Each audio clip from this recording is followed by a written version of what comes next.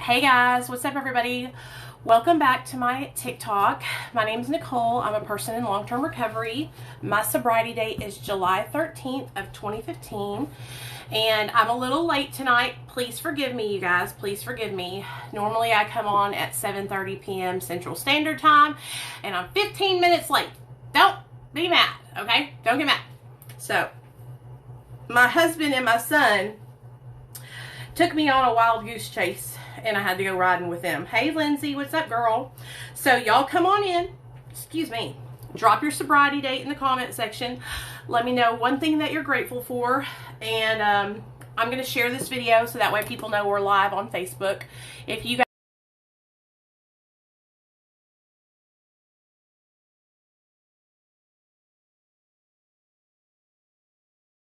there we go, and then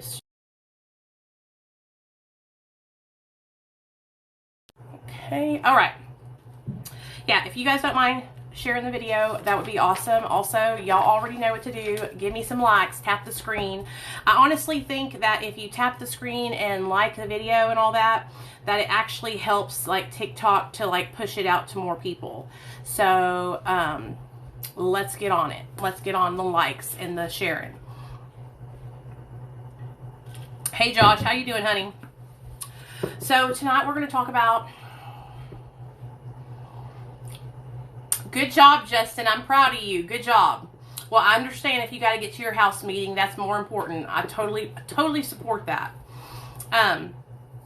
So tomorrow night tomorrow I have a speaking engagement, you guys. My first ever like real speaking engagement. And I'm really excited about it. I'm going to post the Zoom, I'm going to post the flyer for it here on my TikTok tonight before I go to bed. So that way if you guys want to come to it and hear me speak, you can come hear me speak. Yay!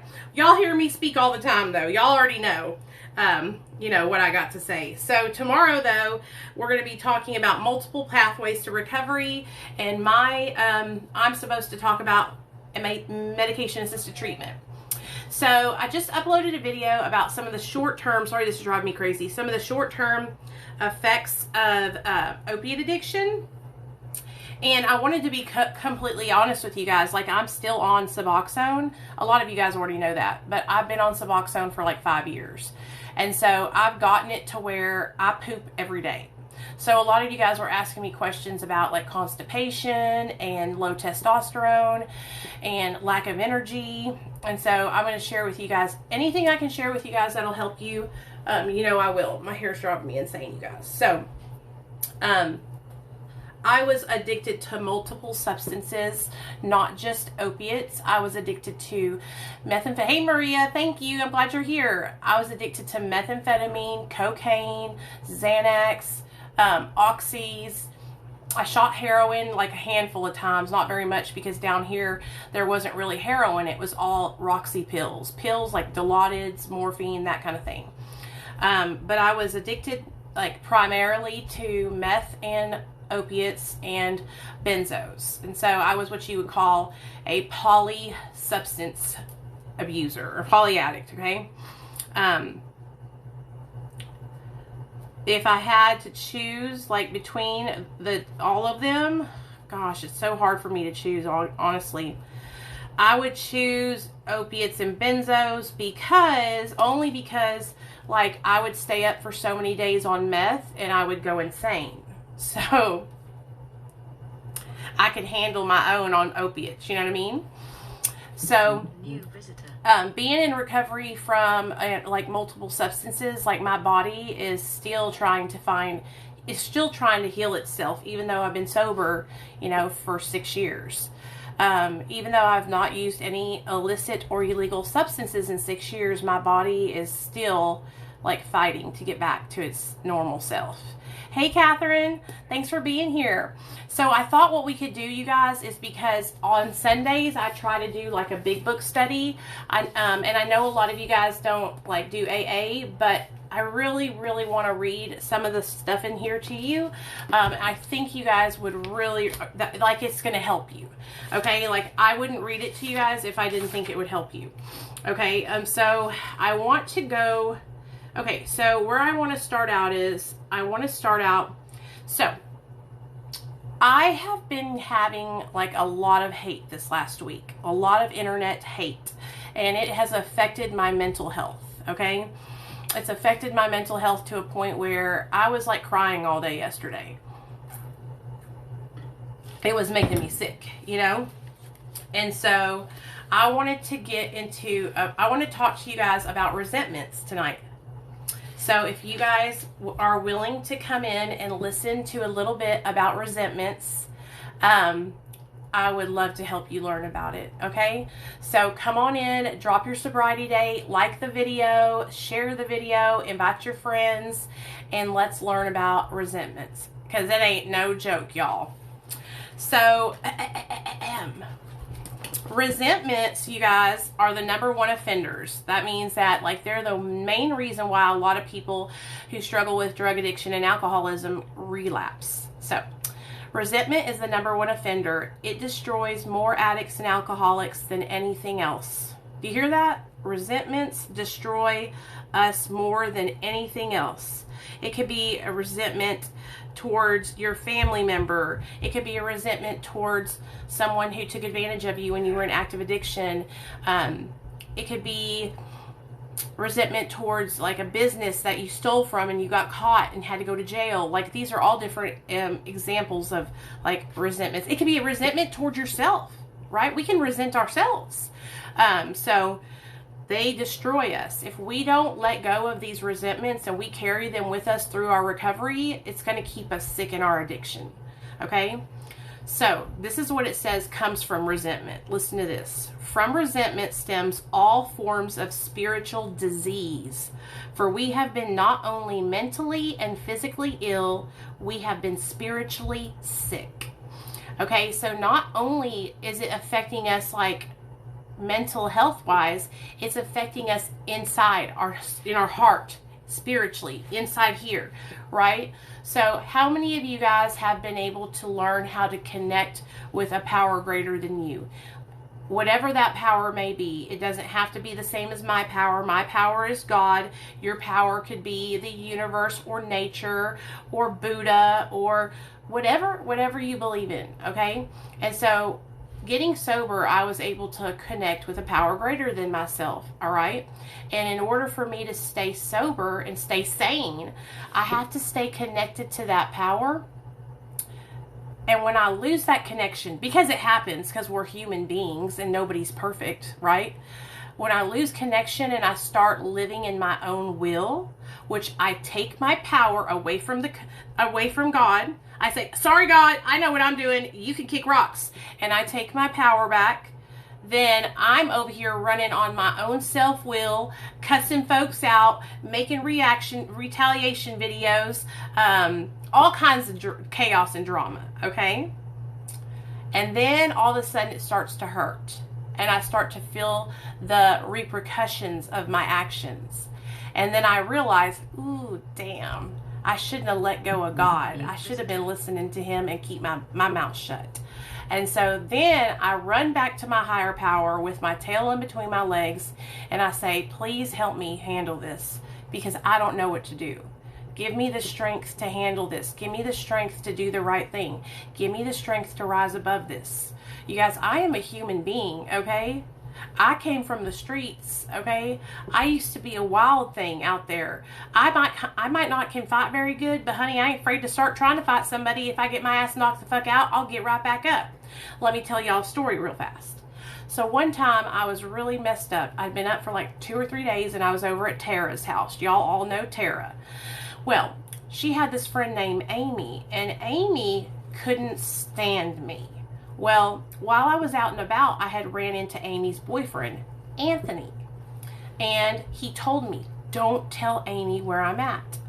Well, Amy called Tara, and I didn't want to keep it from her because girls are supposed to have each other's backs. So I told her, hey, I seen Anthony, da-da-da-da-da.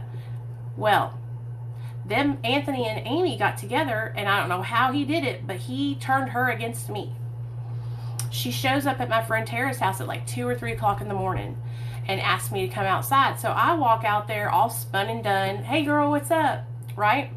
And before I could even say, hey girl, what's up? She knocked me the fuck out. I was on the ground right underneath the tire of her truck. And she runs over to the driver's side of her truck to jump in and try to run me over, dude. Run me over. When I tell you guys, I got up so fast and I ran, there was smoke coming off my motherfucking shoes. That's how fast I was fucking running. Okay? Fight or flight kicked in. And I ran my ass into the house and slammed the door. I held a resentment for that towards that girl for so many years, because I was like, I was doing the right thing. I was trying to help you. I was trying to tell you where your old man was at. You know, can't reason with people when they're on methamphetamine. I'll just tell you that right now. So that was something I would always do, is take my power back. Even when I was in my active addiction, you guys, like, I knew that there was somebody out there that was watching after me. I just wasn't going to listen. Okay, so let's keep going. When the spiritual malady is overcome, we straighten out mentally and physically. So when the spiritual sickness is overcome, when we get connected with our power greater than ourselves, that's when we are able to straighten out mentally and physically. In dealing with resentments, we set them on paper. We write them down. When we have resentments, we write them down. We listed people, so let's write this down. People, institutions, okay, or principles with whom we were angry, okay? So, principles would be like, it's the principle of the matter, that kind of thing. Okay, institutions would be like, you know, the treatment center that you went to, blah, blah, blah. So we asked ourselves why we were angry. In most cases, it was found that our self-esteem, our pocketbooks, our ambitions, our personal relationships were hurt or threatened, so we were sore. We were burned up. On our grudge list, we set opposite each name our injuries. Was it our self-esteem, our security, our ambitions, our personal or sex relations which had been interfered with? So, let me give you guys an example. So, this week I have been getting like majorly harassed by these girls. And I was really mad, and resentment was bubbling up inside of me, right? The reason why was because they were affecting my life. Okay, they were affecting my life in a negative way. They were affecting my ambitions, my personal relationships, my self-esteem, and my pocketbook. Because whether anybody wants to believe it or not, I use social media as part of my job. And so when people are attacking me and trying to hurt or harm me, it affects my livelihood, you know? So I was fucking pissed, dude. Pissed, you know? We went back through our lives. Nothing counted but thoroughness and honesty. When we were finished, we considered it carefully. The first thing apparent was that this world and its people were often quite wrong. To conclude that others were wrong was as far as most of us ever got. The usual outcome was that people continued to wrong us and we stayed sore. So usually we would blame everyone else, okay, and wouldn't take any accountability for our actions. Doing this fourth step is where we find our part and we take accountability for our actions.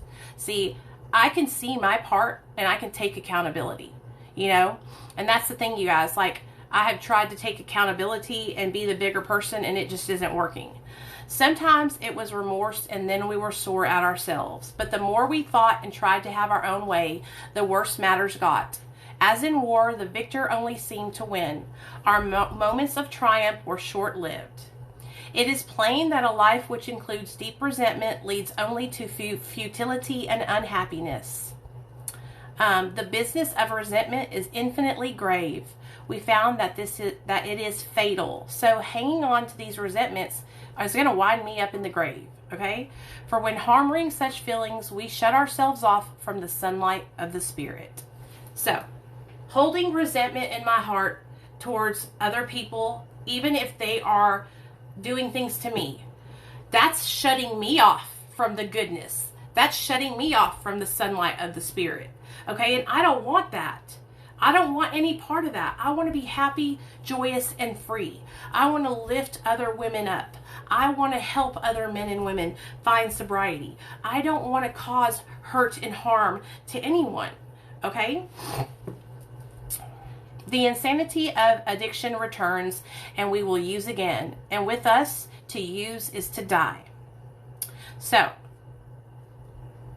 y'all get it? Who's on their 4-step? I think you said you were on your 4-step. Golden Bear. Now listen to this. I want you guys, how many of you guys got somebody online that will not leave you the fuck alone? How many of you guys got a troll or a hater that is just, they are so focused on you, they will just not let it go? How many of y'all? How many of you guys got somebody that is just like, they got their sights set on you, and now you're theirs, okay? How many of you guys got that? I know I do. Honey, I can block them, but they make other accounts. That's how dedicated my trolls are. I can block them, they make other accounts, and they send their friends too. Block them, block them, block them. I would be on here blocking people all day long. I can make a song about blocking people. That's how long my block list is, okay? That's how long my block list is. Now, let me share something with you guys, all right? This is how we should treat these people. These people who are tearing us down. These people who are attacking us. These people who are trying to hurt and harm us. These people who are talking about our family members. These people who have nothing good to say when it comes to us, right? This is how we treat them. We realize that the people who wronged us were perhaps spiritually sick. Though we did not like their symptoms and the way they disturbed us, they, like ourselves, were sick too. We asked God to help us show them the same tolerance, pity, and patience that we would cheerfully grant a sick friend. When a person offended us, we said to ourselves, "This is a sick person. How can I help him or her? God, save me from being angry. Thy will be done." We avoid retaliation or argument. We wouldn't treat sick people that way. If we do, we destroy our chance of being helpful. We cannot be helpful to all people, but at least God will show us how to take a kindly and tolerant view of each and every one. Okay? So, what we do is we don't retaliate, you guys, because that's like the natural thing that I want to do when somebody's being hateful to me, right? Whether it's just a regular troll or somebody that I used to have interactions with and then we are not friends anymore. Like, my automatic response is to protect myself and to go into like protection mode, you know? But I have to step back and realize that people who focus on negativity 24/7 and all they're doing is focusing on me and not focusing on themselves, that person is sick. That person is not well. That person is struggling. That person is hurt. That person is broken, right? And the only thing I can do is pray that that person gets better and pray for them to have all the things that I want for myself. Okay? This is one of the things that will help you guys so much. If you have anyone in your life that you have resentment towards and you have been really struggling with this person, if you will pray for that person, pray for them for 2 weeks straight. Pray for them that they get all the things in life that you want for yourself. Okay? I'm telling you, it will, the resentment will go away. I promise. It has in my experience.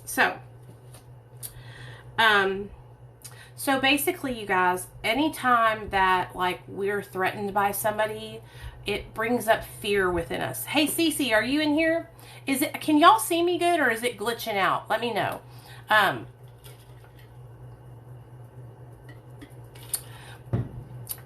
Okay, so whenever we have somebody, hey girl, is it glitching out, you guys, or can you all see me okay? Whenever we have somebody that's like, trying to hurt or harm us, like it's fearful. It's glitchy. I knew it. I knew something was going on. Because I seen all you guys dropping off. It's good? Okay. I was like, what's going on? Maybe I'm boring tonight. Who knows? I just really want to talk about this, and then we'll move on to something else, okay? So, listen, okay? Referring to our list, where had I been selfish, dishonest, self-seeking, and frightened? Though a situation had not, been entirely our fault, we tried to disregard the other persons involved entirely. So I'm not going to worry about what that other person's wrongdoing that they did to me is not my concern. All I need to do is focus on what I did, what part I played in it, okay?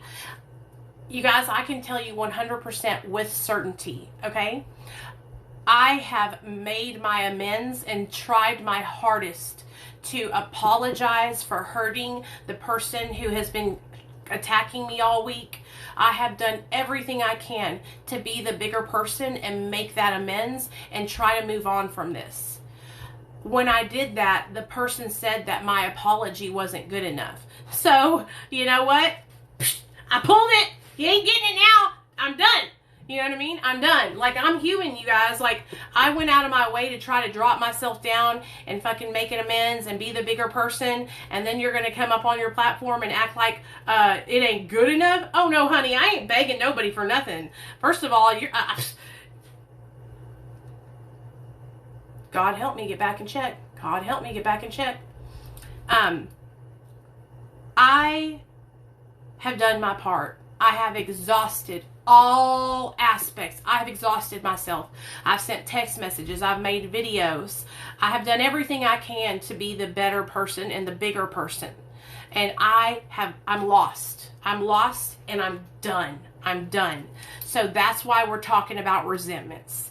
That's why we're talking about resentments. Because for me, I've got to let this shit go. I've got to get this out of me. I've got to heal. I've got to heal, okay? Ad spins. How hard is it to override Suboxone? It's pretty hard. The only thing that can override it is fentanyl, and you could literally kill yourself doing that. So, yeah. I would not recommend it. Okay? Yes, I cleaned my side of the street, and I am no longer going to address it ever again. And that's why I'm not saying names or anything, you guys, because I'm just using it as an example, okay? I have to check my inventory. I have to check my spot. Because, see, I don't want to carry that negative... See, it's like this, okay? I want you to think of having a refrigerator. You're a refrigerator. And inside your refrigerator, you got all this good food, right? You got all this good food. And in there, you got a big old bushel of apples, right? But in the middle of that bushel of apples is a rotten apple. It's got flies and mold and all kinds of shit flying on it, worms coming out of it. And if you don't go in and check your inventory of what you've got in your refrigerator, in my life, and clean out and take out the bad, then that bad will end up spoiling the good. So I've got to check my inventory and take out the bad, so that way I don't spoil everything I've worked so hard for, the good. Do you hear what I'm saying? Do y'all hear what I'm saying? Okay? You can do this every single night, okay? You can do this every single night before you go to bed. You can lay in your bed and in your mind, okay, think about all the things that you have done that day. This is the best thing you can do. After you do your first 4th step and you get all the resentments and everything out from all the years that you were in active addiction and all that, now then you can do a 10th step every night and then go through all these things and check yourself. Check your inventory so that way you're not carrying all that stuff into the next day with you. So last night, I had a fucking moment of clarity. I had a moment of clarity. Like, I have been sick all week over this. I have carried it into every single day with me. I have carried it onto my channel with me. And I don't want to do that. I don't want to affect you guys in a negative way. And I have done that because I've been carrying this with me all week. You know, I don't want any part of that negativity. I don't want any part of somebody who is completely focused on hurting and harming someone else all day long, 24/7. You guys will never catch me making hate videos on this TikTok account about anybody, on any TikTok account. Okay, but I had to realize, like, I've been carrying this rotten apple in my inventory, and it's literally ruining everything. And so I'm done. Like, today, I'm done. I've cleaned out my refrigerator, y'all. I've cleaned out everything, and I want to move on, and I want to share recovery with you guys, and I want to share things that help me stay sober with you guys. Hey, Tiffany, I seen you come in, girl. Hey, Emily. Hey, Alicia, what's up, girl? And I seen you on Facebook, Alicia. Thank you for following me. I appreciate that. I can't tend to those other people's inventory. Okay, I can't make them change. I can't make them sit down and try to do recovery and try to help others, you know? I know, girl. When are you going to be in band? I'm excited too. What day do you want to do it? Are you free this week? Because I have openings all week long, so you have first pick of when you want to come on. Tiffany.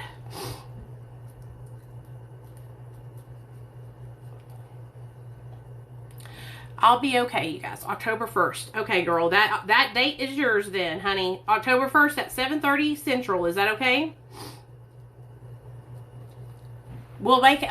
And here's the thing, Tiffany. We'll make like a big deal out of it. Like, I'll post a bunch of videos like leading up to it. So that way when we go live, it'll be like a big ass crowd. Okay, cool. It's okay, Michelle. I'm okay. I'm going to be okay. I just want you guys to understand, like, I'm human, you guys. I'm human, and it hurts when I see people making content about me and talking about my husband, talking about how I don't deserve to have my son, and that CPS needs to get a checkup on me. Like, I'm human. That shit hurts. It hurts my heart out. I love you, girl. Thanks, Tiffany. I love what you're doing too, and I totally support you 100%. And you girl, I just want to tell you, like, I know what you're going through getting banned. I know how you feel. It happens to me all the time. And I know how you feel. If you ever need me to email TikTok for you, just let me know. I'll text you my cell phone number so that way you'll have it. Okay, sorry guys. So basically what I have to do, you guys, because this is what I'm going through, it's not going to stop. It's not going away. Let's do this again. Let's read. How do we respond to somebody who's hurting us and trying to hurt us? We respond to that person. We don't respond, and we pray for that person, and we treat that person as if we would treat a person who is sick and struggling. Okay? I want you to think of a person who is just hurting on the inside.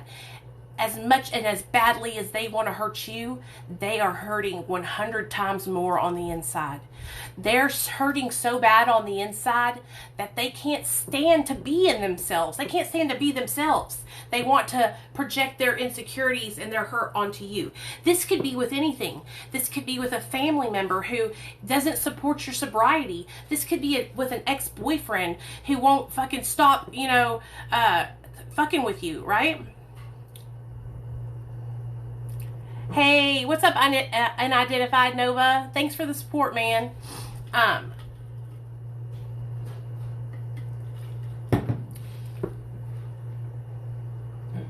It's called grace. We're going to give that person some grace, and we're going to give ourselves grace, okay? And that's what I'm learning to do now. After you write down everything on your 4-step, you and your sponsor will pray, and y'all will go through it together, and it'll help you. I promise you guys. So, yeah, I really just wanted to share that with you guys. I really, really do.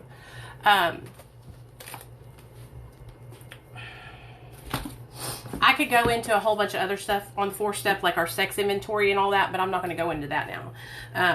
But do you guys have any questions, like anything, Cece, anybody that has any questions, comments, or anything that you want me to answer or see, go ahead and drop them in the comment section, and we'll kind of bounce ideas off of each other and help each other, okay?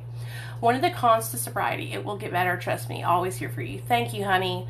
So I had made a post, you guys, like a week or so ago about my weight, and I was really emotional about it because like it really does affect me in a negative way. And I have an appointment with my Suboxone doctor October 14th, and I'm seriously thinking about like jumping off of Suboxone to see if I have any results with this weight loss getting off of MAT. But I'm not sure how I'm going to do that. I'll let y'all know. But I'm trying to just get to a point where I love myself, you guys, and where I love myself no matter what size I am. Now listen to me. I don't think I'm an ugly girl. You know what I mean? I don't think I'm an ugly girl. I think I'm a beautiful woman, but I struggle so much with my weight, and it makes me so uncomfortable. You know, I love you guys too. And I've been on Suboxone for so long. I really believe that being on it this long has caused me a lot of weight, water weight issues and all kinds of stuff like that. So if me and my doctor can do this, and he can hook me up like with some comfort meds to help me go through the process, I'm going to make the jump, and we're going to fucking ride it out together, y'all. Because I don't want to use drugs anymore, okay? I don't want to use drugs. I'm happy sober. I love being in recovery. I just want to help others, you know? How do you deal with family falsely accusing you of using? It's really upsetting me because I'm not.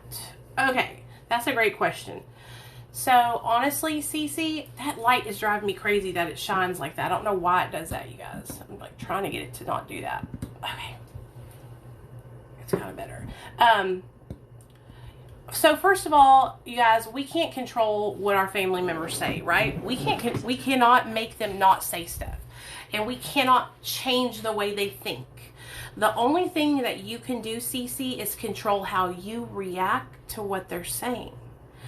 This is what I had to learn this week because, honey, I'm a reacting bitch. When somebody says something that pisses me off, I'm fucking flying off the handle, y'all. I'm pissed. Smoke's coming out of my ears and my nose and everything. I feel like horns grow out of my head, and I just want to fight, you know? We have to change the way we react. Do you know if you don't react, I love you too. You know, if we don't react to this person that is like, Cece, I know you're getting high. I can tell. See your eyes. I can see it in your eyes. You're high right now. Right? Okay. Whatever you want to believe, and walk away. Okay, Mom. Yeah. Okay. I love you too. Bye. Okay, Aunt. Sure. All right. Bye. You know, totally let it roll off your back like water on a duck's back. Okay? Change the way, hey Destiny, hey puppy dog, change the way you respond, the way you react to that person saying that to you. Okay? Because that's the thing that you can do. You can control you. I've been sleeping a lot because I've been sick, and they are accusing me of using H. Well, listen to me, honey. If you know that you're not using heroin, then that's all that matters, you know? That's all that matters. I want to share something with you guys, okay? When I first got sober, me and my husband, we were around my mother and father-in-law a lot. They had just moved out of this house and got their own place where of course, this was their house. We moved in and they bought a really big brand new like mansion house. Hey, Mexican cutie, what's up, girl? And I wish I had a house like that. Anyway, but my mother-in-law took it upon herself to come to my home almost every day without being invited, letting herself in with the key and being in my house when I would get home, going through my shit, looking for drugs and shit like that, going through my drawers, everything, okay? They didn't trust us that we were sober, and they would say little things like, are you sure you need to go to da-da-da-da-da? Are you sure you need to do that? You're not blah, blah, blah, blah, blah, are you? And one day, it finally broke me, and I said, stop it. And I said, I'm setting this boundary with you right now. 1, you cannot come to my house unless you're invited. Number 2, I'm tired of you accusing us of being high when we've been sober for over a year. Okay, this is at a point where we had gotten our son back. We were both working, everything. And I just told her, when you say that to me, that makes me want to go out and get high. When you accuse me of using when I worked so hard for my recovery, it makes me feel so shitty. And I tried to explain to her the impact that having her not believe in me, the impact that it made. And then I also tried to show her, this is why your son has struggled for so many years. You never believe in him. You always have something negative to say when he is doing a good job. Instead of being like, I'm proud of you. This is great. She always would have something negative to point out about any situation. If Neil got a new job and he was making a lot of money, well, that place doesn't have good insurance, whatever, right? Always something negative to come back with.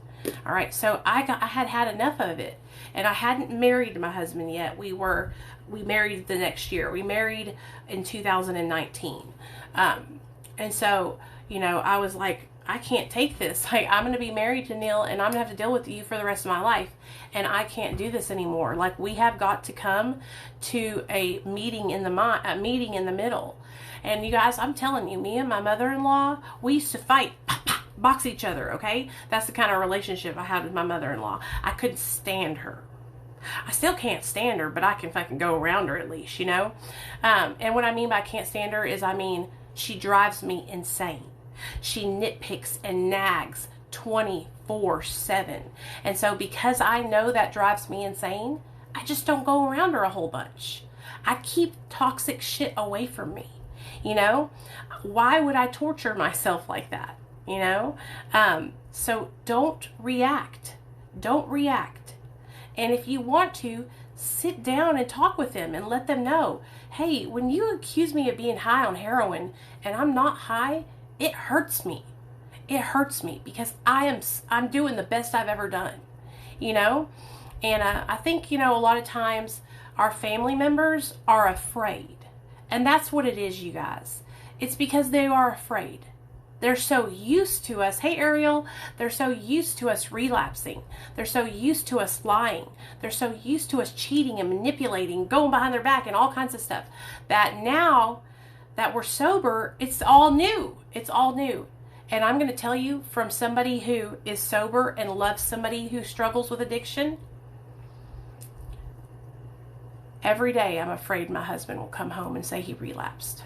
Every day. He's been sober now for 9 months. And I still, every day, I'm afraid and I worry. I used to nag. I used to say to him every day when he got home, you're straight, aren't you? You didn't go out and do anything you weren't supposed to do, did you? And after that, my husband started being affected by me constantly saying that. Hey, you didn't do anything you weren't supposed to do, did you? And it started to make him feel horrible. He's like, Nicole, stop that. You can check the bank account, blah, blah, blah, blah, blah, And, but still, I was saying it. So I had to stop saying that.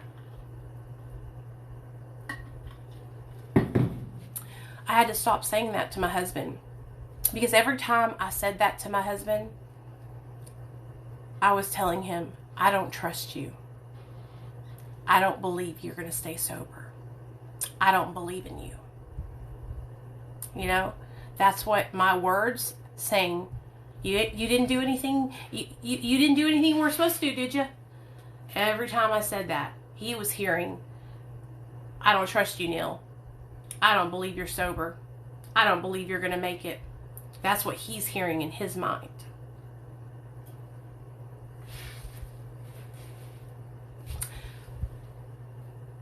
When my husband relapsed last year, it was the hardest time I've ever been through in my recovery. Because I love him so much and I wanted to save him so badly. I only had a couple of friends, and I messaged those friends and told them what was happening. And one of those friends decided to post my text messages on TikTok for everybody to see, like it was a joke, because my husband relapsed. And they decided to shame me because my husband relapsed and talk shit about it and say that I don't deserve to have a platform because my husband relapsed, which to me is what the fuck.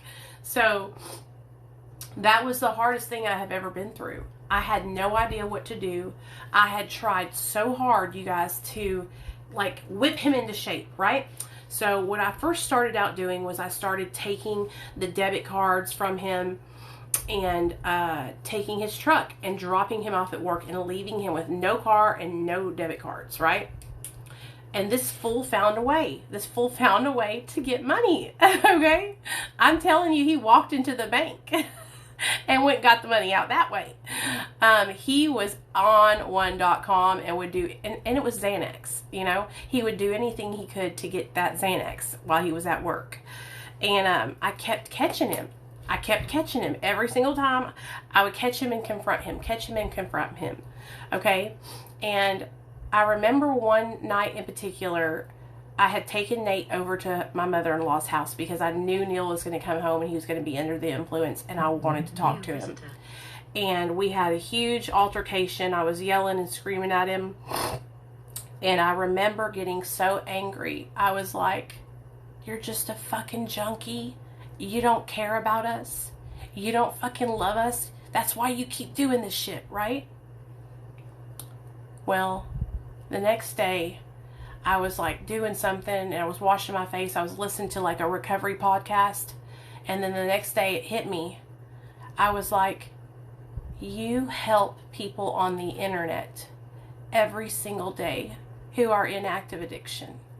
You don't judge them. You support them through it. You give them you are like 100% non-judgmental of them being in active addiction. And you can't even show your husband that same grace. You can't even treat your husband kindly and not treat him like shit. And I was like broken because I was lost and I didn't know what to do. I knew that the way I was responding to him relapsing was not the right thing to do. I knew it, and that just solidified it even more. So I had to change my approach. And it was hard, y'all. Because if y'all don't know this about me, I am controlling. I am very controlling. I'm controlling. I am controlling. I run the show. I run this ship. Okay? Like, I'm in charge. If anybody needs to know, I'm in charge. You know? And I had to let go of all of the control. I had to let him have the debit cards. I had to let him have his keys. And I had to step off. It wasn't even 1 week after I totally let go of trying to micromanage and save him from himself. He lost his job and got fired. And that was the wake-up call that he needed to get sober. So this whole time, guess what Nicole was doing? I was helping him not get fired. I was enabling him by trying to save him. What I thought in my mind was saving him was actually prolonging the inevitable. You know, I was looking at it from this point of view. I don't want him to spend all the money we have in our bank account. I don't want him to wreck the car and run into somebody and kill somebody, right? These are all the things that I'm thinking in my mind that are helping him and saving him, right? Nope, it was all shit. But you guys, nobody can prepare you for what it's like to have somebody that you love relapse, okay? Most of us are just addicts ourselves. We don't know how to deal with somebody in active addiction. So going through that experience taught me so much. It taught me so much about how to help people that are in active addiction that are struggling. You know what I mean? I got all of our money out of the bank account. I just left enough money in our bank account for, bills or something like that need to come out. But I put all of our money in savings, and I gave him the keys, and I gave him his debit card and sent him on his way. And like I said, it was not even a week later that he was fired from his job. And I'll never forget it, you guys, because he got fired, and he called me and he goes, "Well, I got fired." And I was like, "You did?" You know what I mean? He's like, "Yeah." And I was like, "It's okay. It's okay. Come on home. I'm happy. I'm so glad." I was ecstatic that he had gotten fired, because I knew that my husband, he has to have something happen to wake his ass up. He gets so down on himself and so stressed out and overwhelmed with life that he has to have something traumatic happen to wake him up. And so he called me. I didn't shame him. I didn't make fun of him. I told him to come on home. We would talk about it. Make sure you get all your stuff you need to get from work, your just anything like that. And we talked about it. Now, he had to resign. They didn't fire him so that way he could actually use them as a reference. And he resigned so that way he could actually have that on his resume still. Okay? And that meant that he couldn't get unemployment. That meant that I was going to have to support our family until he could find another job. Now, for those of you guys that don't know this about me, up until 2020, January 2020, up until January 2020, I had been working for like $10 an hour at Hallmark. I made maybe $200 every week, if that. And then in January of 2020, I got hired by Austin and Dr. B. And my paycheck went up. God intervened to where this all happened at the perfect time. My paycheck brought us through the storm. I was able to pay both of our car payments, both of our insurances, our rent, food on the table, gas in the cars. It was tight, but I made it work. I made it work. And my husband was able to take 6 months to get himself together, get himself a good job, and get back on track.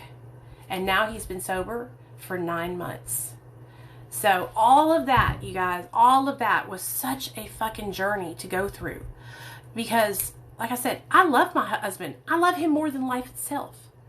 I came here on TikTok when it happened because I am honest, you guys. I've always been transparent. I will tell him, you guys. I'll tell him. I've always been transparent about anything that's going on in my life. When my husband relapsed last year, I told you guys about it. We were going through it in real time, okay? And I remember coming on here because I was at my wit's end and I didn't know what to do. And everybody was telling me to leave him, kick him out, leave him, kick him out. And I was like, that's not going to help my husband. I know my husband. I know him. Kicking him out and leaving him will only push him farther down to the bottom. I stood beside my husband and I walked through the storm with him.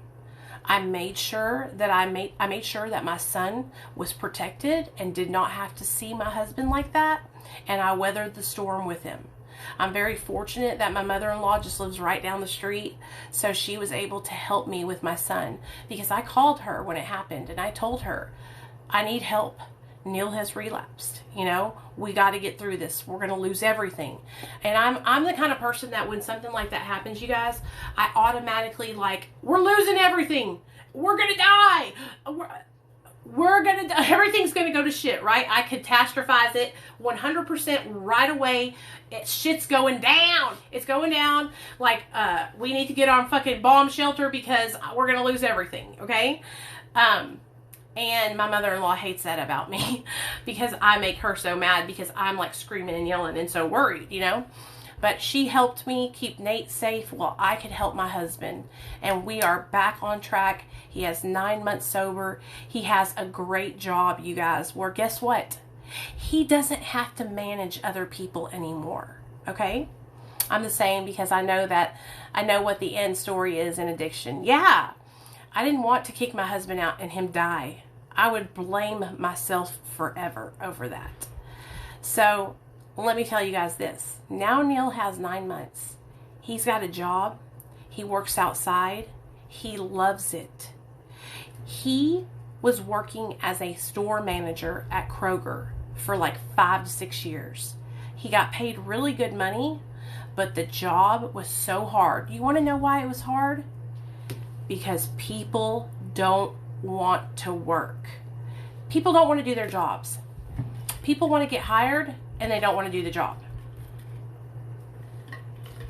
So, my husband, being the people-pleasing person that he is, he was the manager and he would end up doing everyone's job for them. Instead of holding them accountable and reprimanding them and having them, do their job, my husband would pick up the slack. And so he would be at his job like 60, 70 hours a week. And it was late night, 10, 11, 12 o'clock at night, because he worked the evening shift, which made it suck even more. Because me and my son would just be at home, and my son missed out on so much time he could have spent with my husband. Now, my husband gets off by 5, sometimes 6 if they're busy, and he gets to spend all afternoon with Nathaniel. Once Nate gets out of school at 2 or 3, he comes home at 5.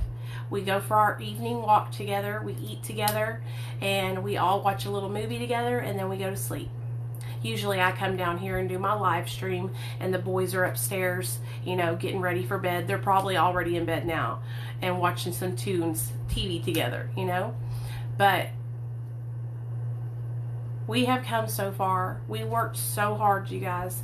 When we lost Nathaniel in 2015, we both swore we would never go through that again. We would never lose our son ever again. And we have worked so hard to be good parents.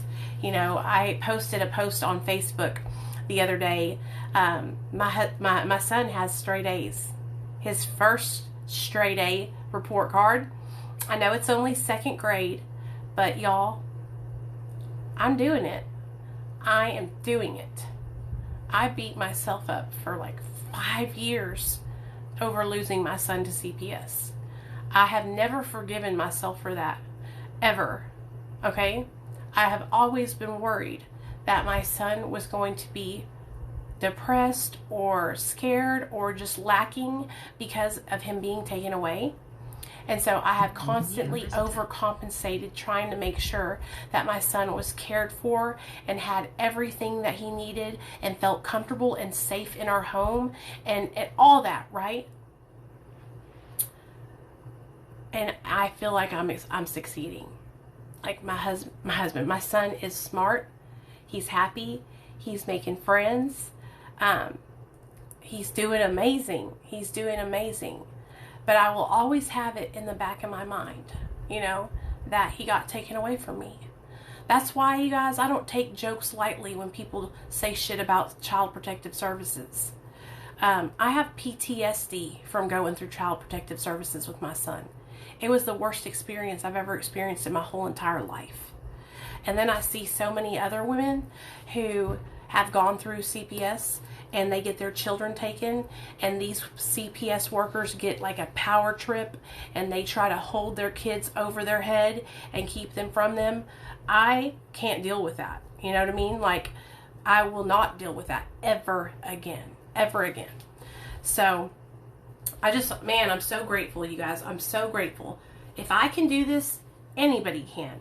If I can change my life and get sober and stay sober, so can you guys. Okay? I used to think that I would never make it. I used to think that I would never get sober. I'm going to tell y'all a story, okay? So, when I was a young girl, I struggled with my weight. Just like I do now, I've always struggled with my weight. My mom is Mexican and my dad is Italian, and we like to eat. That's an understatement, really. Everything we do, it has food to do with it. We celebrate everything with food, okay? And so, growing up as a little girl, I was really insecure about my weight. Well, by the time I was like 15 or 16, I had started to starve myself. I had stopped eating basically everything and starved myself to the point where I got down to like 130, 135. And I felt beautiful. And so many people told me I looked beautiful. So many people were calling me and saying, wow, you look great. You've changed so much. What did you do? You've lost so much weight. And I was getting so much positive reinforcement for losing all this weight. Well, I made the dance team my 9th grade year, which is like a really big deal at my school because it's like a really popular, like just being on the dance squad was like really cool. And it was fun too. And I remember making the team, and we had to wear like our short little cheerleading outfits and our skirts had these slits in them, so it was just like a piece of fabric and then nothing, and then piece of fabric, and so it was nothing. And so I was like so self-conscious that I was gonna have to wear these cheerleading outfits, you know what I mean, that I would look fat. So I started like working out and doing exercises like all the time, to the point where like I was barely eating and I was exercising all the time. Well, you know, you can only do that for so long before you start getting sick or your body gives out. And so I was having like bad reactions, so I had to eat something, right? So that's when I found speed, you know, and I started taking, at that time, you guys, you could go to the store and you could buy a bottle of mini thins or something like that, and they had ephedra in them. So they weren't like the diet pills nowadays. The diet pills nowadays, they don't have shit in them, but the diet pills back in our day, they were actually speed. And so I started going to the store and buying all these bottles of these ephedrine pills, so that way I could take it and stay skinny and eat and stay skinny, because I was hungry, but I needed to stay skinny.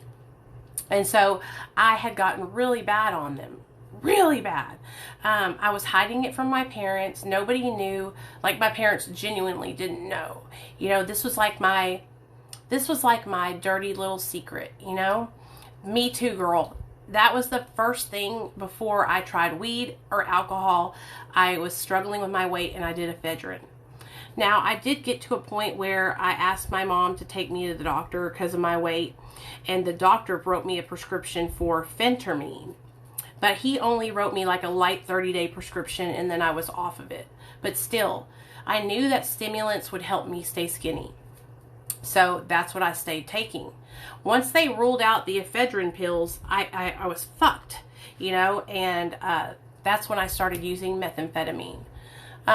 And it slowly progressed to other drugs like cocaine, and opiates and Xanax and all those kind of things, right? It slowly worked its way up to me using all drugs. But methamphetamine was what I leaned on. I leaned on that because it gave me energy. I could come to school and I looked like, okay. My junior year was when I first started dabbling. My senior year, I was a daily user of methamphetamine. Can you believe that? It was bad. I thought nobody knew, but guess what? I started to act out really bad, you guys, like to the point where I went to a game. Okay, I had been drinking all day long, and we were supposed to cheer at this game. If you guys don't mind, like the video and share it, invite your friends. Like it, share it, invite your friends. Okay, so I was supposed to be at this football or basketball game that was an away game. It was at Hot Springs High School. And me and my friend Jessica and Jerry, we all went to this hotel room with this guy, and we got Seagram 7 and 7-Up. Well, y'all, if y'all don't know this about me, I'm an alcoholic too, and I can take some fucking alcohol to the head. So we got there, and I was just taking it to the head. And then I looked at the clock and I was like, oh my gosh, I have to be at the away game. And so Jessica was like, I'll take you, not thinking that I was so drunk. When I tell you guys, when I got there, I was so fucking drunk. Okay? I was so drunk that I came walking down the bleachers to go to the bathroom, and I almost fell over on my coach's pregnant wife. and he was pissed. So I went to the bathroom, and the next thing I know, I'm sitting on the toilet, and I go, bam, bam, bam. My head's hitting everywhere. My friend's trying to get me out of there and just take me out of the whole school and take me home. The principal comes up behind me as I'm walking out of the bathroom. Doot, doot, doot. You're not going nowhere, little missy. And that's when I was busted by the principal for being drunk at the basketball game. And I started cussing his ass out, telling him my dad was going to kick his fucking ass, right? So my not my teacher, but my coach for the dance squad comes in, and she goes, Nicole, where did you get the alcohol? And I said, under a tree. Well, who put it there, Nicole? Who put it under the tree? I don't know who put it under the tree. It was just there. I never lived that down. My friends laughed so hard because as Jessica and Jerry were in the office with me trying to help me, and I'm getting interrogated by the principal and my coach. And they're just sitting there like, we don't know where she got it, you know? Well, long story short, you guys, I was arrested. They arrested me. The cops came and arrested me for a public intoxication at 17 years old at my basketball game at Hot Springs High School. I went to the drunk tank, and my mom and dad came and picked me up, and they were so upset. This was the first sign to my parents that I was having issues, that I was having addiction issues, and they needed to get me help, right? But what was happening was, at that same time that I was having issues and I was stepping out of line and they were seeing me be sick, so was my baby sister. My baby sister, Michelle, she was, later on when we figured out what was wrong, she was later diagnosed with bipolar disorder and antisocial personality disorder and something defiance disorder, a whole bunch of disorders, okay? But at that time, at the same time that I was acting out, my sister was leaving my mom and dad's home by jumping out of the window, having unprotected sex with a bunch of different people, and she was like 15, you know, I was 16, 17. And so my parents were so consumed with trying to save my sister. They didn't know what to do. Oppositional defiance disorder, yes. My family didn't know what to do because, see, back then, you guys, we didn't talk about mental health like you guys do here on TikTok now. Back whenever I was growing up, it was a long time ago. It was back in the 90s, okay? Like 96, 95 is when I was in high school. Back then, you didn't talk about depression or anxiety or bipolar disorder. They would just look at you and say, that's a bad kid. That kid needs to be spanked and grounded. That kid needs to be expelled from school. You know, that's just a bad kid who doesn't know how to act right. They just need a paddling from the principal with this big old piece of wood is what they would use to paddle us with. A big wood board, and you would go into the principal's office and bend over. There wouldn't be a woman in there. It would just be you and the principal, who was a man, and he would have you bend over the chair, and he'd go, bah, bah, bah, you know?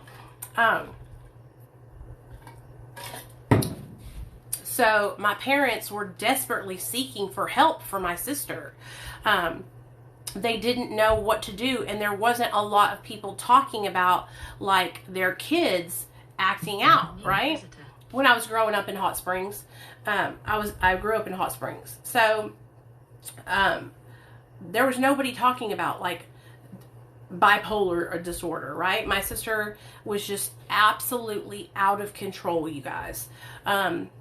She would like fight people at our school and knock their ass out and get expelled from school, and my mom would have to go pick her up. Like, it was bad. She was getting suspended left and right, and my parents had no idea what to do. And so right at the time I started to struggle, and my parents could tell I was struggling with addiction, they were also trying to get my sister help for her mental disorders, okay, that they didn't know she had yet. So I remember sitting in the back seat of the car after they picked me up from the drunk tank, and I was, of course, crying because I felt horrible.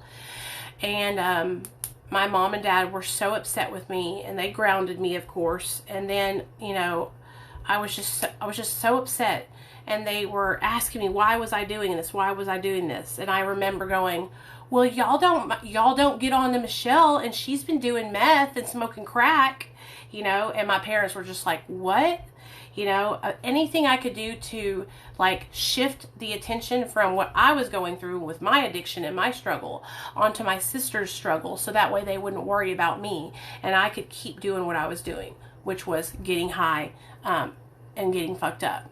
Because even though I had just began to be addicted, and I was a very young kid, I still knew to manipulate the attention off of myself.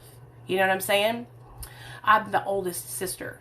So my sister ended up in juvenile jail, and my parents started to get really concerned because the state of Arkansas was threatening to press charges on my mom and dad for neglect because my sister was skipping school so much. In all actuality, my parents had no control over her skipping school.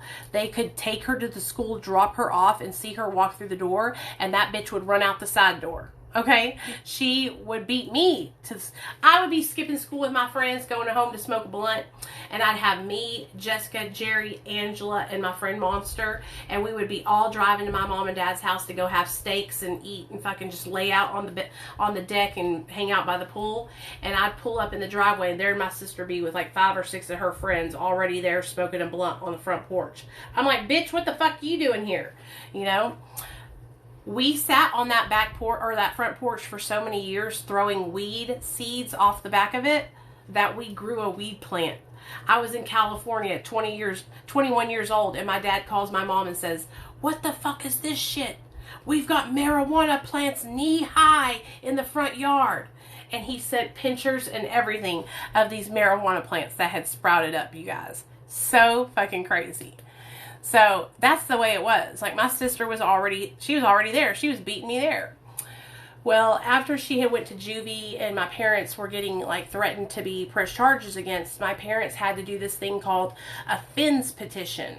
And a FINS petition is where, I'm glad, I like telling you guys my story.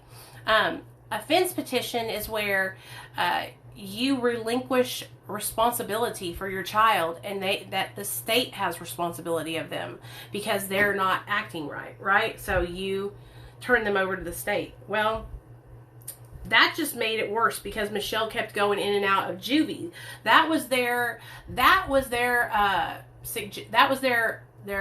how they helped her, was by putting her in juvenile jail. My sister needed wraparound treatment. She needed addiction treatment and mental health treatment at 15 years old, okay? So I love telling them to you guys too. So my sister is like going in and out of juvie. I am, like I said, slipping through the cracks, manipulating my parents, knowing that they are focused on my sister so I can go out and get high and use drugs. My senior year, I have had a boyfriend this whole time too. His name was Robert. And my senior year, you guys, was horrible. My senior year was so bad, I barely passed. I almost completely failed. I remember begging my geometry teacher to just give me a D so that way I would not fail the 12th grade.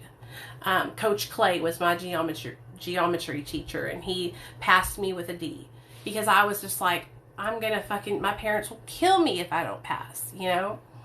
So they passed me barely, and I got to walk across the stage. My grandmother flew down from New York to see me walk across the stage. It was crazy. Even though I barely passed, like seriously, legit had all D's. But I made it. I made it out of there, and I made it out of there, but I was a full-blown addict. I was fully addicted to methamphetamine at this time. And anything else you had, I would try it too, you know? I remember I wanted to go to college. And I wanted to become a social worker. So first I wanted to become a lawyer. That was my first pick. But as I got older and I realized that I wasn't that smart, or I didn't think I was, then I started looking into professions where I could help others. And that's where I came up with the idea of doing social work. And also it was something I could do. Like I felt like confident that I could do the schoolwork, you know? So I went and signed up for Garland County Community College. Now, flashback to where my sister's at now. My sister has she got sent away to this place called the Rose Home. So my mom and dad got to a point with my sister, you guys, where they were desperate and they did not know any other way but to do this. So one night, my sister, they let her stay the night at her friend's house, and my mom and dad talked to their parents, and they all got together and they spiked my sister's drink with something that would put her to sleep. Okay? I know this sounds crazy, but you just got to understand. My mom and dad were desperate. So they put something in Michelle's drink that made her fall asleep. And my mom and dad picked her up from her friend's house and drove her to Little Rock to this mental institution called the Rose Home. Okay? Where she ended up staying for the next 6 months. Now, right when they got there, my sister woke up, jumped out the van, and took off running. And my dad had to chase her and grab her and throw her over his shoulder. My dad, he's a big-ass Italian guy with big old giant muscles. Sweetest person you'll ever meet in your whole entire life. Only time I've ever seen him cry is over our dog, Petey, that passed away. And then when his dad passed away and his mom. But this time he was in tears because he was trying to help my sister and they didn't know what to do. He caught her and they took her into the home, and that's where she stayed for 6 months. And they were putting her on all these different medications. And I remember we would go up there every Saturday to visit her, and I would just cry because when I first seen my sister at that mental institution, and she came out to come hang out with us they had a little picnic area. She was a complete zombie. She was no longer the sister that I knew. She was not my crazy, funny Michelle that was just wild and outgoing and just like I am, right? She was a fucking vegetable. She was a shell of a human being. She was just like,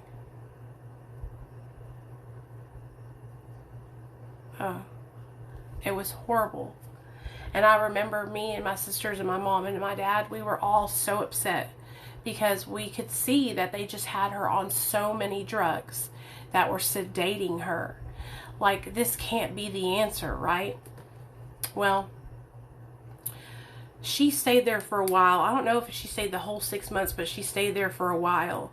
And part of one of her treatments was they put her on a medication called lithium.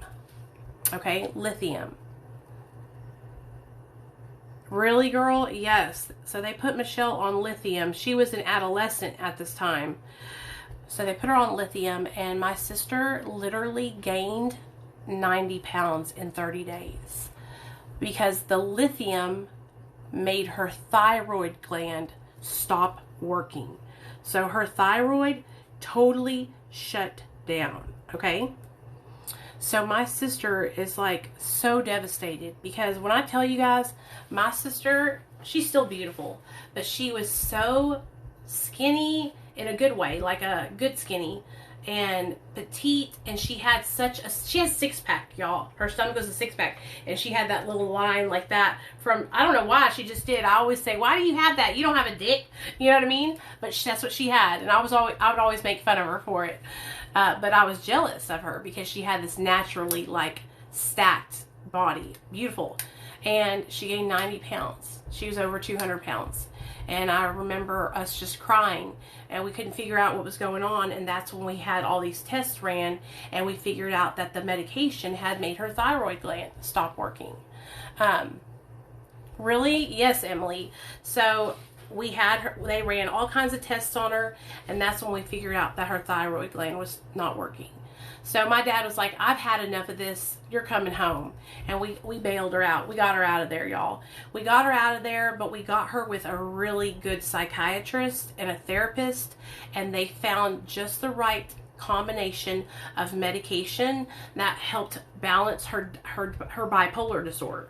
Because the problem with my sister was she was great when she was level, but she would have these horrible manic outbursts where she would be up for like 3 days with no sleep, and she would be like so angry that she would grab like knives and chase me and my sister around. I remember one morning we were all getting ready for school and she didn't want to go to school. She was pissed. So my mom came in, turned the light on and said, "Come on, it's ready, time to get up." And my sister runs to the kitchen and grabs a butcher knife and starts chasing me and my mom and my sister around the living room, threatening to kill us because she doesn't want to go to school. Okay, that's what I'm talking about, y'all. Like legit crazy shit. Okay. I remember one time there was this guy that was making fun of my little sister, and Michelle was like, "Fuck this shit," and she walked up to him out by the bus stop and just knocked his ass smooth the fuck out in front of everybody at the whole school. You know, like she just would snap on a dime. Snap, you know? So her bipolar was very, very serious. Like it was very extreme highs, manic, and really bad lows. And so we found a doctor that was able to get her balanced out on the right regimen of medications. And now she is amazing.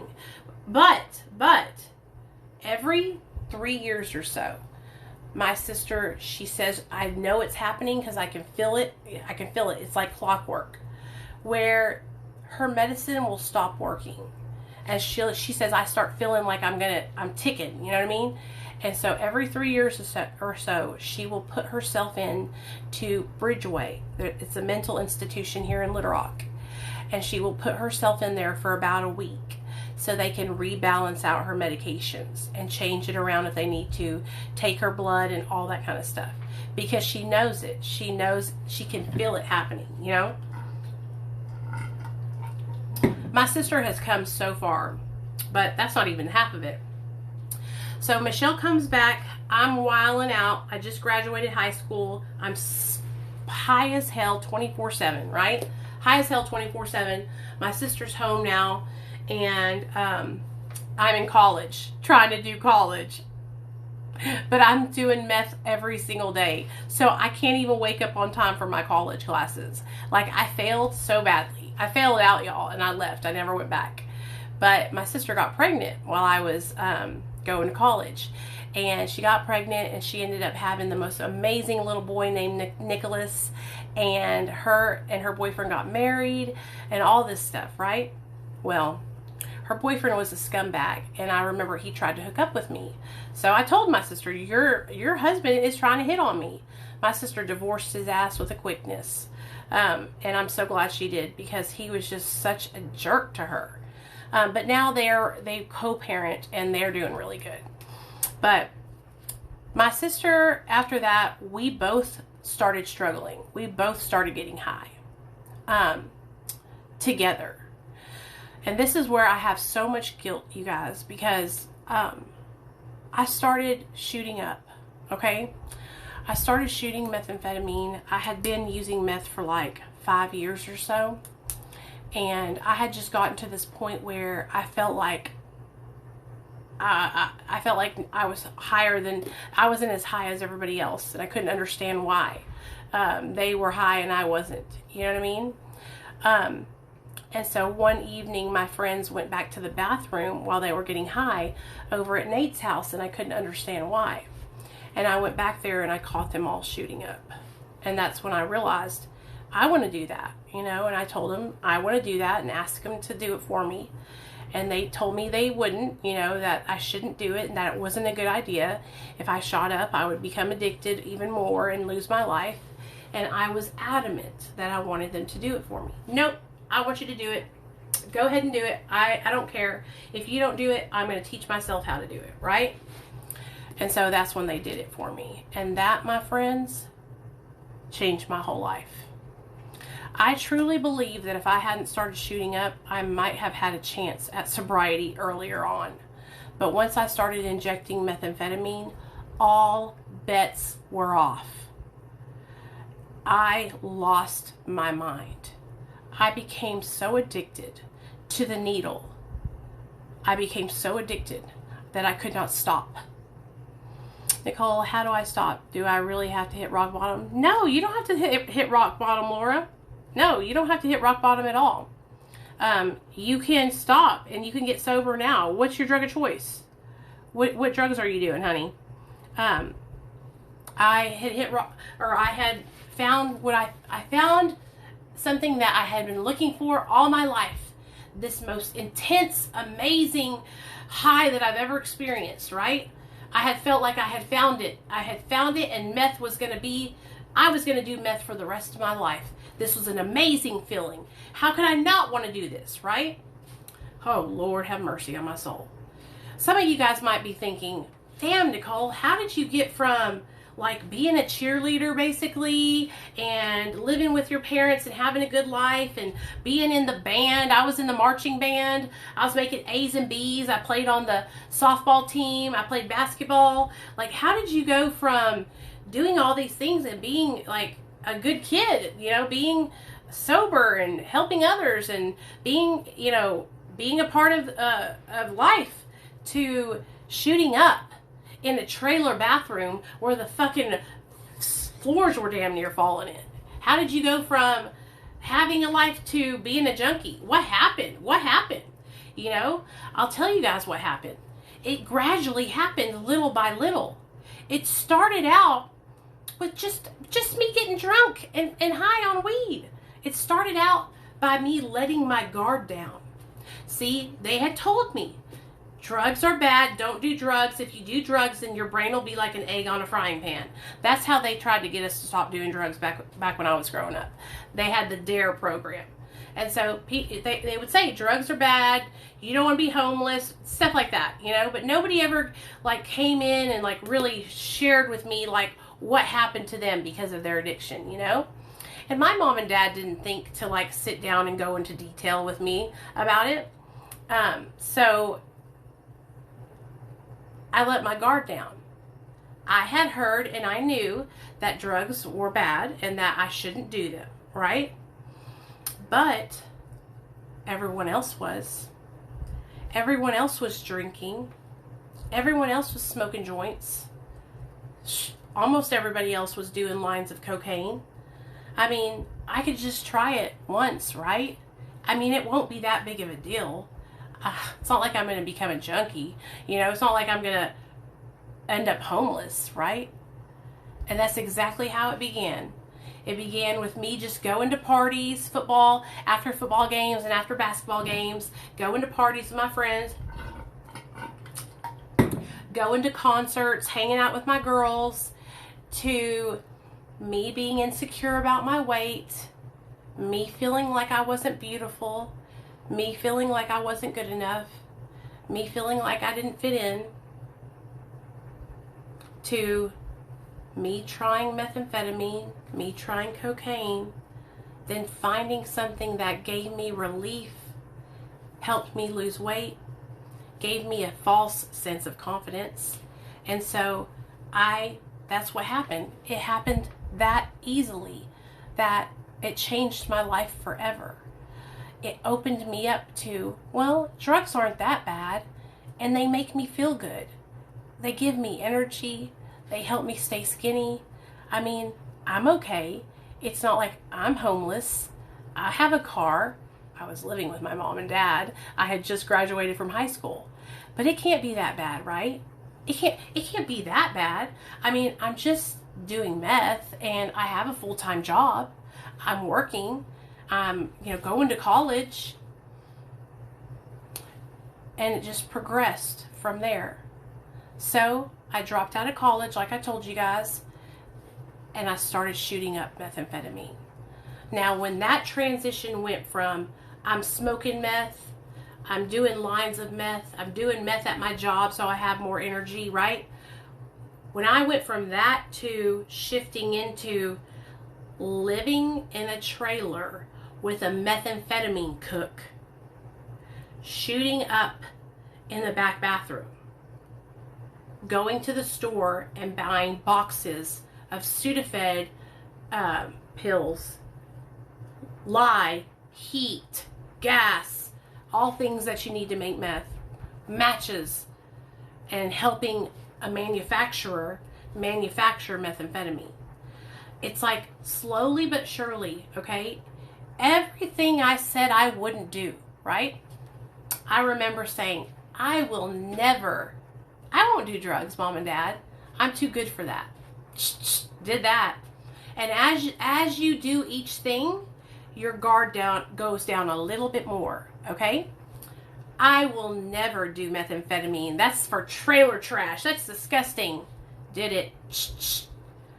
Guard goes down a little bit more. I'll never do cocaine. Never in a million years. Did that. My guard down went a little bit more. And what I mean by guard is my values, my belief system, okay? What I believed in for myself that I shouldn't do, right? My morals, all that started going deek, deek, deek, deek, deek, little by little. And each time I chose to do something else, you take away from that, okay? Was quitting ice difficult? I don't do ice, but I have a family member.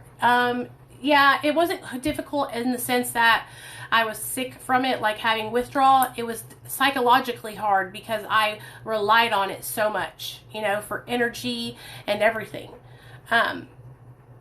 So each time I would do something different that I said I would never do, and each time I would go down that scale, you know. And then what happens, you guys, is I went from hanging out with my cheerleader friends and my friends that were in the marching band to hanging out with my friends who were shooting dope and cooking methamphetamine. See, I couldn't continue hanging out with my cheerleader friends because they all went to college and became like nurses, doctors, psychiatrists, you know, physical therapists, all this stuff, right? Police officers. I had to shift my life into hanging out with people that were actually doing what I was doing, which was getting high 24/7, 7 days a week. So by this time, you guys, I have gotten off to a really, really bad start, okay? I flunked out of college, and my mom and dad put me out of the house. Someone called them. So let me tell you all the story. So back in the day, we had a landline still, okay? Like a phone that plugged into the wall. 525-0266 was our phone number. And I was over at Nate's house doing what I did every day, which was shoot methamphetamine. And someone called my parents and left a voicemail on their answering machine about seeing me over at Nate's house, you know, where they're cooking meth. And my parents said, you can either come and go to treatment or you can get out. You have to get out, you know? And at this time, all I had was the clothes on my back, a couple of bags of clothes, and my Ford Focus, my 2001 Ford Focus, okay? Girl, I don't care if you live in a trailer. I lived in a trailer too, for a long time. So, they kicked me out. They kicked me out, and it was on and popping. I was like, fuck it, you know what I mean? Like, I don't need them. I'm out of here, right? I'll be fine. I'll be fine. I had lost my job I had gotten working for the state of Arkansas. Y'all, I had been working for the state of Arkansas for like 5 years. After I got out of high school, I ended up going from doing makeup to shoot carnival to the state of Arkansas. And I was working there, making a pretty good money and doing really well for myself, except for I was getting high, right? And you guys are probably going, how did you keep a job getting high, Nicole? Simple. I just went to work and worked. I would go to my job and I would work my ass off. And I would start the job off and I wouldn't use drugs at all. The first, couple months that I would start, I would do really well. I would prove myself at my job, show them what an asset I was to have, and then I would start doing my bullshit, So I was a good worker, They were like, damn, she's a good worker. We want to have her here. And then I would start relapsing and doing drugs, So I lost my job working for the state and everything, you guys. I got to the lowest low that I had ever been in, All right. I had gotten into a relationship with a guy named LD, and he began to beat me. He began to abuse me. He began to hit me. Okay. And I stayed with him thinking he would change. I thought he would change. But he didn't change. He ended up leaving me one night. He stole everything I had that was of value, all my jewelry, all my money. And I woke up the next morning and he was gone. I had just lost my job working for the state, and I was at the lowest I had ever been. I wanted to take my life. I wanted to kill myself. But I didn't. I didn't kill myself, and I got back up and I pushed forward and moved in with Nate, and I started cooking methamphetamine with him, and I started working for a hotel, the Days Inn. Now, you guys, the Days Inn, it was a nice little hotel. You know, it's just like a regular, like, the Days Inn. I mean, it wasn't like nasty or anything like that. It was, you know, like a in the middle hotel. I started working there, and I could have a room. I could rent a room to myself for the night, you know, if I needed to. And at that time, I was working overnight, perfect tweaker hours, you know. So I'm working at the Days Inn, and I'm working overnight, and everything is, I feel like I can handle this. I feel like it's not so bad that I'm shooting up. It's not so bad that I'm wearing long johns in the middle of summer. It's not so bad that I've gotten really, really thin and my cheeks are sunk in. Now, that part I loved. That part I loved. I loved looking in the mirror and seeing my cheeks drawn in and myself so skinny. I loved it. I loved it. Okay? No, I could just have a room. The boss up there would let us have, like, if I wanted to have my own room, I could have my own room. So what I would end up doing is friends of mine that were on drugs would come up for the night, and I would give them the keys to one room, you know, and then I could go back and forth between the room and go in there and get high and then come out and work. It was just a hot mess, you guys. I was doing shit that I wasn't supposed to be doing, is what I was doing. I'm sure the big boss wouldn't approve of it. Let's go get some more water while I'm talking. I love telling you guys these stories because a lot of you guys are new to my TikTok. Since I've hit 100,000, a lot of you guys don't know my whole story. So I'm telling y'all. And I don't even know how I got to telling y'all my story, but oh well, we're here now. So let's keep going. There's no turning back now, y'all motherfuckers. So I'm working at the Days Inn, and like, I'm working, you guys, and I'm getting high a lot, and I'm working overnight. Now, once I got to that point where I was using and going to jobs and using and going to jobs, like, I was not sleeping, and I was pretty new to injecting, so like I didn't realize, you guys, how bad it was affecting me. I didn't realize how, like, bad it was affecting me mentally, and then the way I looked too. Like, you could clearly see that I was strung out. You know what I mean? It was really, really sad, honestly. And but I didn't really notice that. I didn't realize it. So I'm going back and forth to work. I think I'm doing a great job, you know. I talked to all the customers. Like, I'm just all out there, y'all, twacked out of my mind. And stupid. One night over at Nate's house, we were all outside. It was like 3 a.m. in the morning. And I look across the street, and in the cul-de-sac is a cop. He's just parked there, like a real cop. And I'm like, did you guys notice that there's a police officer right across the street in the cul-de-sac? And when you came to this guy's trailer, there was only one way in, come on baby, and one way out, because it was at a dead end. And he's like, yeah, it's not a big deal. And this dude is like so strung out on making meth and so strung out on meth that, like, he was like acting like it wasn't a big deal that there was literally a cop right across the street, right? I don't know what to do. I have 3 days sober. Stormy, this is what I don't understand, okay? Y'all, I'm about to tell you guys something. Stormy, you're the second person in like a week who's come in my chat and said that they had something in front of them that they were going to use.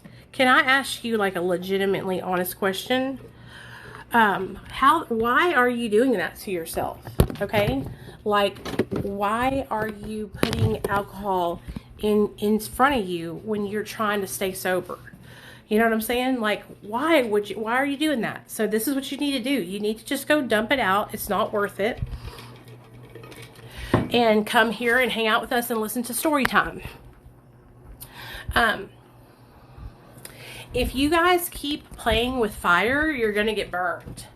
Okay, let me share something with you guys real fast and then we'll get back to the story. Okay? You can only keep playing around and touching the flame before it burns you. Okay? If you know that you're struggling with addiction, you need to have people that you can rally, okay? So you need to have a support system, Stormy. If you don't already have a support system, you need to have a support system. People that you can call, that you can check in with when you're having thoughts of using. So I see that you've had a stressful day. So this is a perfect example, you guys. When we have stress, because we're addicts and alcoholics, our first thought is, I had a bad day, I've had a stressful day, I need to change the way I feel. I need to get out of this feeling. I need to get high or drunk, right? Stop. I want you to change that thought. From now on, when you have a stressful day and you think, I need to get away from this feeling, I need to get fucked up, instead what I want you to do is say, I'm going to go through this. I'm going to work through this and I'm going to feel my feelings, and it's okay for me to have a bad day. It's okay for me to not feel like doing anything. It's okay for me to lay in bed and watch TV all day and eat fucking chocolate candy and drink chocolate milk and not take a shower. It's okay. It's okay. You don't have to be on point all the time. You can take a self-care day and just relax. You know what I'm saying? But what you got to do is you got to get to a point where you are okay with going through the stress. Life is not going to stop happening because you got sober, okay? Life keeps on happening. We have to learn how to adapt. So, Stormy, just like you learned how to get high, and you learn to adapt to that lifestyle, now you have to learn how to adapt to the sobriety lifestyle, okay? So you have a little baby. Okay, so this is even more alarming, okay? Because listen to me. I had my son taken away because I relapsed after he was born, okay? And so I need you to listen to me, all right? You need to reach out to some family or friends that can help you, and you need support, okay? When you have a young child like that, it's hard. Believe me, I understand, baby. I understand. You also might need to go to the doctor and get taken care of for postpartum depression. Whenever I gave birth to Nathaniel, I had such postpartum depression that was so bad, I didn't take a shower for almost 2 weeks. Like, for real. For real. Okay? One of the hardest parts of being sober, we have to feel the feelings. Exactly. Laura says, I have zero motivation. Sign me. So do I. But we're going to work through it. Here's the thing, you guys. It's not easy, okay? It takes work. It takes dedication, all right? I'm going to be honest with you guys. Do you know what I did today? I took the laundry out of the dryer. I folded it. I made sure I fed my son breakfast, lunch, and dinner, and I laid in bed all day long. Do you want to know why?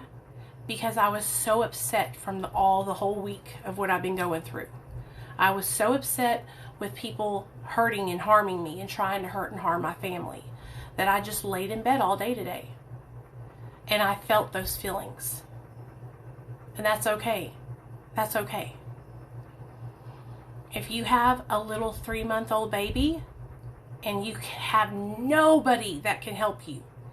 You put your little 3-month-old baby in their swing, you know, or in their crib, and you go and you relax. You put the baby monitor on so you can hear if they're crying, and you go relax. Okay? If they're crying, that's okay. That's okay. They can cry.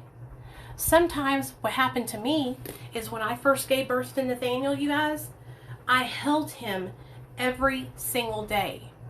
And do you know what happened? He wouldn't let me put him down. When I would put him down, he would cry bloody murder. And right when I would pick him up, he'd be like, "Hee, Mommy, I'm happy now." And then I would put him down, and then I'd pick him up and he'd be like, "Hee." I was losing my motherfucking mind because all I could do was walk around and hold this baby. And I wanted to fucking relax. I wanted to take a motherfucking hot shower by myself. Okay? I was going insane. I was going insane. So you know what I had to do? I had to put him down and retrain him that I wasn't going to pick him up every single time he cried. Okay? Okay? So it's okay. It's okay. I'll tell you this, sweetie. Beer is not going to make you feel any better. It's not going to relieve your stress. It's not going to make you feel better. It's not going to make you a better parent. It's only going to make your situation, compound it, make it worse. So if you got your mom around, you need to sit down with your mom and say, "Mom, I am struggling. I need support. Will you please watch the baby so I can take some time to myself? Okay? I need to rest. I need to sleep. I need to take a hot bath. I want to do my makeup." I mean, shit, I can totally understand. For the first year of Nate's life, I don't think I even put makeup on. Because after my mom left and went back to New York, I didn't have somebody there that would just take Nate whenever I needed them. I had my mother-in-law, but you know how that is. She was like, "I'm only taking the baby if it's an emergency, you have to go to work," or something like that. Like, mother-in-laws aren't the same as moms, and they don't understand. "Hey, Cassie," you know, like when we're struggling. So I didn't have a lot of support because my husband was working overnights. So I totally understand what you're going through. But the beer is not going to help you, okay? You need to get involved with some other women that are in recovery. We go live here every single night at 7:30 Central. And we do these little meetings and stuff.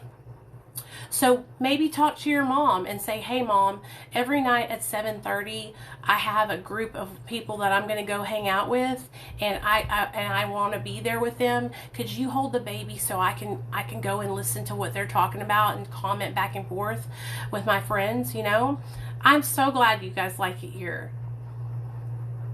Oh, are you a man? Stormy, are you a man? I'm sorry. It says Stormy Boy right there. Okay, well, if you're a man, then you know what I'm saying. Get involved with the dudes. And there's guys in here, too. It just seems like there's only girls. But that's what you need to do. So, where's the baby mama at, Stormy? If you're a boy, where's the baby mama? Good. And listen to me. If you're the man, let me just tell you this, Stormy. I need you to understand what your baby mama is going through. If you feel like this, I want you just to understand how your girlfriend is feeling, because it is so hard for us women after we give birth. The depression that we go through, the way we feel, the healing down below. Okay, but if it's just you, we work opposite shifts. She does days at a psych job, and I do every as line cook. Absolutely. So Stormy, that's exactly what me and my husband were doing. Okay, by the time I was able to get a job after like maybe 10 months of being home with Nate. And so I got a job, and then we started switching back and forth. But I was 100% the only person taking care of him for the longest time. Now, Neil was really great. He would come home and give me breaks by like holding Nate and doing his bath time and stuff like that. I needed help. I needed support. Having a baby is not easy, okay? Welcome to adulthood. But I'm telling you this right now, Stormy, getting fucked up, you don't want to be that. You don't want to be present for your baby. You want to be present for your baby, okay? You want to be a good dad, all right? And getting fucked up is going to take you away from your child. So go dump those fucking beers in the sink. They're not worth drinking, okay? Make a little gratitude list of like 5 things that you're grateful for, all right? That also helps me a lot. And get connected with some men that are strong in sobriety. If you want me to give you some names, you can DM me and I'll send you a list of guys that will help you stay sober, okay? I'm coming, Jenna. So, I don't know, where was I at? Back to story time, you guys. Okay, so, all right, yeah. So, I am working at the Days Inn, doing meth. Yeah, I'm letting her out. And I see the cop over in the cul-de-sac, right? I'm like, oh, shit. You know, shit's going to go down if the cops are over there. Well, me and this guy that were coming over all the time, yes, you need to change the people you follow and follow recovery people. So, what was I saying? Oh, yeah. Long story short, you guys, I need to tell you what happened. Quincy, me and this guy Quincy went to deliver some meth to some people. And when I tell you guys this, I should have known. I should have known better. I knew that these girls, they're called the Terry twins. They were twins. I'm telling you guys, these girls were like 4'10", so short, okay, so short. They were 4'10". They had mullets, okay, blonde mullets. One had a missing tooth right here, and the other one, so there was a chunky one and a skinny one. And they had mullets, and they were confidential informants. Everybody in town knew that they worked for the police. Don't ask me why I went with this guy to deliver this damn meth. Stupidest thing I could ever done. Stupidest thing. Okay? But I did it. So me and Quincy go over their house. We get everybody at the house high. We deliver the meth, and then we jump in my car to leave, right? He drives my car. I'm in the passenger seat, and we pull out, and we don't even get like a mile down the road, and my whole car, it's like all of a sudden in front of us, somebody pulled out, a cop pulled out, and then right in front of us, and then all of a sudden our whole car was surrounded by D-Techs and cop cars. And I am like, this is it. I'm losing everything. Shit's going down, right? They threw him out of the car, threw me out of the car, and, you know, said, what do you have on you? Y'all, all I had on me was personal shit, personal use. And so I lied and said I had nothing, and they ended up finding this syringe of meth that I had, right? Stupid shit. I should have never fucking lied about it, but I did. Well, they took us to the police station and, you know, arrested us and charged me with possession of a controlled substance, which is a Class C felony, right? Yes, girl. These girls, when I tell you guys, let me tell y'all another thing. These Terry twins, when I was dating LD, that's how I met them. They robbed me for my $300 rent. They had been over at my house. We were all getting high. And I had put $300 cash in this wooden box on top of my cabinets, right? In the kitchen. We were all getting high. I opened my house up to them, right? We're having a great time. Something told me to go check that box. So I walk into the kitchen. I check the box and the money is gone. I go to LD and I tell him the money is gone. So we lock our doors, pull a gun, and tell everybody in the house that nobody's leaving until we get our motherfucking money back. And so everybody's looking at each other. I was scared. And that's when I said, bitches, strip. And they were like, what? What, Nicole? I said, strip, bitches. Take off all your clothes right now. When I tell you guys, one of the girls, the chunky one, had a cast on her leg that went all the way up her thigh. Okay? I said, get everything off. Then they're both naked, put their hands up on their heads, turn around, squat and cough, pull your butt cheeks apart. Nothing. That's when I went down that cast with a hanger, and lo and behold, guess what I pulled out? 3 $100 bills. I never, ever, ever allowed them in my house again. I learned my lesson that way. So I got my money back, thank God. If I hadn't got my money back, I would have got kicked out. You know? No, I didn't break her other leg. I got my money and I told their asses to get the fuck up out of there, you know? These girls were crazy though. They didn't care. They didn't care. They had no respect for me or myself. You know what I mean? Or for anybody. They didn't even respect their own selves. So anyway, they're the ones who turned me in and I got the charge. So I didn't get locked up. I left. We ended up getting bailed out by this guy. He came and put like his motorcycle up, and I left, and we kept getting high. But now I have to go home to my mom and dad's house. Okay. So like 2 days had passed, and I knew I needed to face the music. So I get in my car and I drive over. Oh, I lose my job at the day's end because they saw me on the front page of the newspaper. I came to work one morning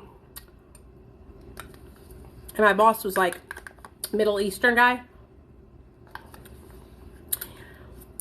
He says, I saw you on the front page and I'm sorry to inform you, but I can no longer have you here working, you know? And I was like, what? He's like, yeah, you cannot work here anymore. Like, you're fired. And so I was like, man, okay. Like, I understand, you know? So after I got fired, I was like, I got to go home and tell my mom and dad what happened. So I get home and my dad already knows because he has the front page of the paper, you know, out on his desk in his bedroom. Now, my dad, you guys, he is like super intimidating, like looking, but he's like really sweet. He's like a big Italian guy. Super strong New York accent. So I walk through the door and he's like, what the fuck, Nicole? What the fuck were you thinking? You know what I mean? Like they couldn't believe it. My mom and dad could not believe it. They knew I had gotten bad off, but they just couldn't believe it. And I told them, I was like, I'm an addict. Like, I need help. Like, I'm going to die. You know, I'm going to die like this. And they were like, yeah, you are, you know. I told them, you know, I had court and everything and that I was going to ask for probation. But I was like, Dad, I said, the police officer wanted me to take a deal. And he said if I took this deal, that they would wipe my record clean. They said if you will they wanted me to make 3 confirmed buys. So I came to the police department and I was sitting in the back because they wanted to like ask me questions, and that's when the detective came to me and said, I will take all your charges, I will take all the misdemeanor, all the felony off your record, and it will be like it was never there if you will make 3 confirmed buys from whoever you're getting your methamphetamine from, right? And in my mind, in my heart, I knew I was getting it from Nate, and I knew that everybody in town, basically everybody in Hot Springs, was getting it from Nate. So no matter what, he was going down. He was going to get busted, right? But I didn't want to be the person to bust him. hey Maggie, I didn't want to rat him out. So I said, I have to think about it. And I went to my parents' house and told them about the offer that the police gave me. And that's when my dad told me, absolutely not. You did the crime, you pay the time. And so I said, okay. And I took my time and they placed me on probation. I failed every single drug test, you guys. This is where my alcoholism came back. So it never left, but I was really just into stimulants at that time and benzos. And so when I got put on probation, I had to figure out a way to still get fucked up and not fail a drug test. So I started drinking. I got a job at Sonic, and I started drinking every single day. I would drink in the morning before I went to work. I would drink at work. I would drink when I got off. I was just drinking like a fish every single day. But it wasn't holding me. Like, it wasn't good enough, right? It wasn't what I really wanted, right? And so I kept relapsing, and I ended up going to treatment. So my probation officer was like, I'm giving you one last chance. We're like 8 months into my probation, and she's like, I'm going to give you one more chance. And so she gives me the treatment program, which was in El Dorado, Arkansas. I went to this treatment program, you guys. I met so many cool people there. While I was there, I was in love with this guy. His name was Adam. So before I went into treatment, I had been working for Sonic, and then I was also working at a restaurant called Rolando's. I was waiting tables and bartending. And while I was waiting tables there, I met this guy named Adam, okay? Adam worked at the restaurant across the way that was a steak place, okay? And so I met Adam, and I was like I just thought he was the cutest thing, right? And so me and Adam started dating. I started staying the night at his house all the time, everything, okay? I was staying the night at his house, and I would be there with him like every day, but there was something wrong. Like he wouldn't commit to me. Like there was something going on. Like when I tell you guys, we were knocking boots. We were going at it. Like it was hardcore, and we were always, okay? And we would get off from our jobs waiting tables. We would go home, and we would usually have like a party, like have people over. We would get drunk as fuck, and then we would pass out and, fuck. Well, something was just not right. Like I would wake up in the middle of the night, you guys, and he wouldn't be there. And I would not know what was going on. And so something just pushed me. I was like, I need to figure out what's going on. So one night when he had gotten out of the bed and left, I went and got up too. And I looked out the window, and that's when I seen him.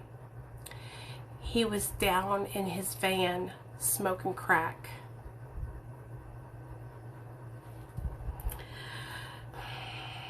Hey, Flies Free. And when I seen that, I was like, holy shit. I, for some reason, thought I was so much better than him because he was smoking crack. Okay? I'm just telling you all the truth. I was like, how could you do that? That's so disgusting. That's just crackhead shit. Blah, blah, blah. I was so mad. I didn't realize like how bad of an addiction to crack this guy had. I was just like so angry. When I tell you guys, like, his addiction to crack cocaine was horrible. He would spend every single dime he had on crack and smoke all night, and then go to work in the morning and work the next day, and then make all his money, because he worked at a really nice steak restaurant that was like expensive, so he was making like really good tips, like $100 tips, and so he would go make all that money, and then he would go smoke crack. It was bad. once I figured out I was going to treatment, I just told him, I was like, I'm going to go get help. Like, I wish you would get help too, but I can't be here because I've got to get sober, or I'm going to go to prison. And so that's when I went and got help. And you'll never guess what happened. I'm so glad you're live. I just got done crying. I miss getting high so bad. Hey, the Crypt Keeper, what's up? Why are you crying, honey? No, I never smoked crack with him. I would do other things with him, like alcohol and pills, but I never smoked crack with him. He was, when I would like do meth, he was totally against that. So I don't understand. Like, I didn't understand.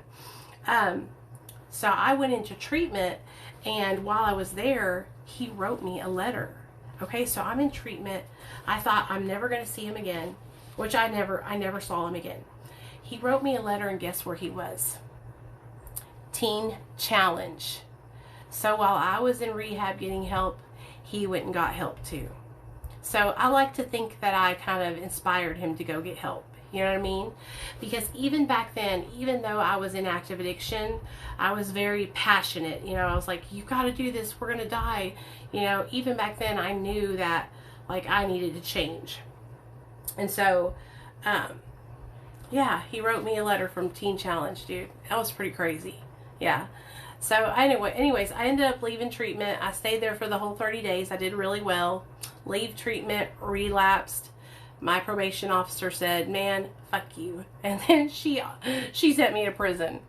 Can you tell me the difference in short between the two? I still get confused. The difference between crack and meth? There's a huge difference. So meth is methamphetamine, and you could do like a line of methamphetamine and stay up all night long for like 2 or 3 days. With crack, which is cocaine rocked up, it's like a short high, like a very short, intense high. Like you hit it, you're high for like a minute or two, and then it goes away. And it's super duper, like the comparison of meth to cocaine, like cocaine is like expensive, you know, it's expensive compared to methamphetamine, and methamphetamine lasts longer and gets you like higher. So and then also they're made different. They're like, cocaine comes from the coca plant, right? And methamphetamine is man-made, like completely man-made. It's actually, yeah. Ugh.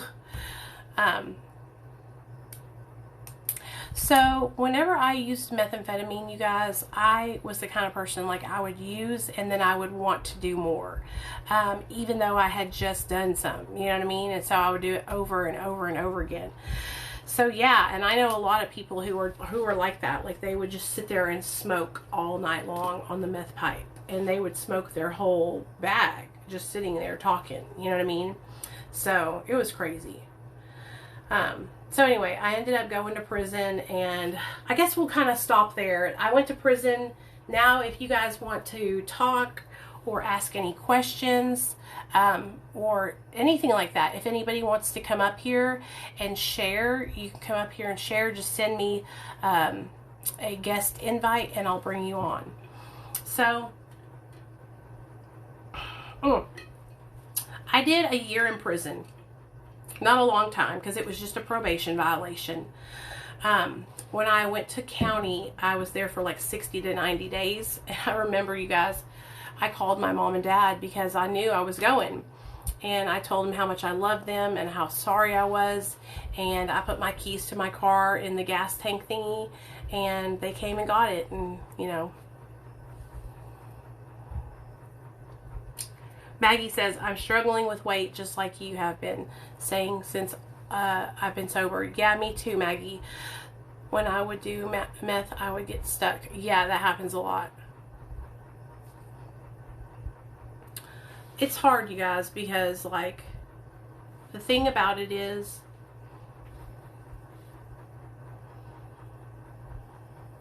oh, yeah, when I got out, I had 6 months left on paper, and then I was done.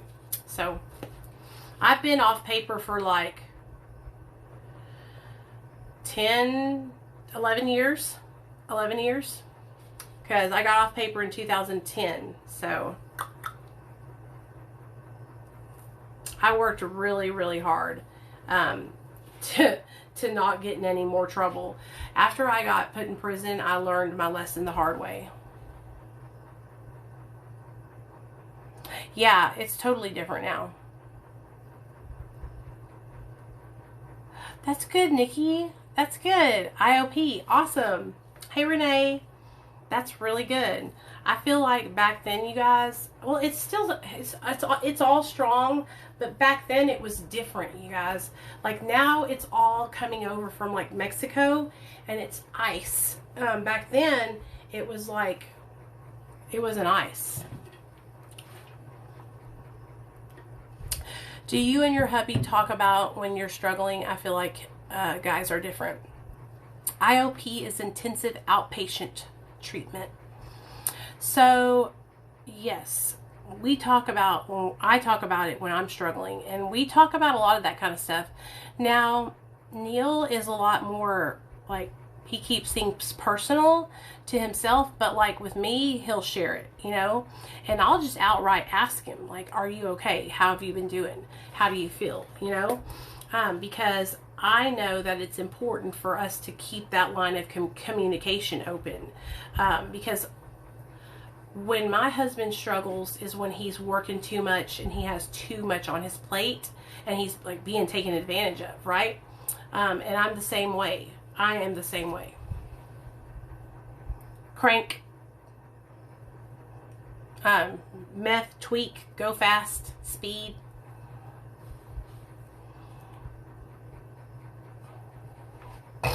Yeah, it was like a powder. And now it's like this crystallized, like crystals, basically. It looks like little crystals, quartz crystals. I'm so happy to be, listen to me, you guys. I don't never want to go back to that life. All right? Like that shit ruined my life. Thank you. I try to be, Maggie. I really try to help you guys. I hope y'all understand that. Like this week, you guys, was so tough for me. Like I was getting so much hate and I was just having such a hard week. And then I was like, I'm going to give up. I'm going to quit. I'm going to stop making videos and I'm just going to leave TikTok and never come back. And then I was thinking about it and I was like, no, Nicole, think about all the people that will be upset and disappointed that you're not here to do. And I get something out of this. Like, even though you guys, I might be helping you guys, it helps me. Like, I need this. Do you understand? Like, this is my Nicole time, okay? All day long, I'm a mom, you know, and all day long, I'm at work. And this is my time to be with you guys and to be with myself and to have Nicole time, you know? This helps me stay sober. So, I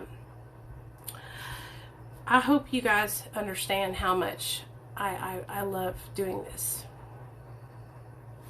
I haven't started doing the morning walks, Flies. When did you see me do those? When I was on YouTube? Is that what you mean? I haven't done any morning walks, though. But we are going to start.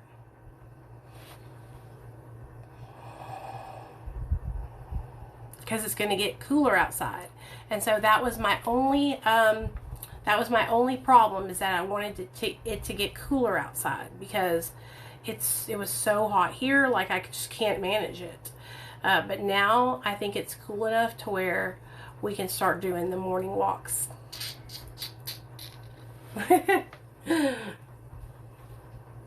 Yeah.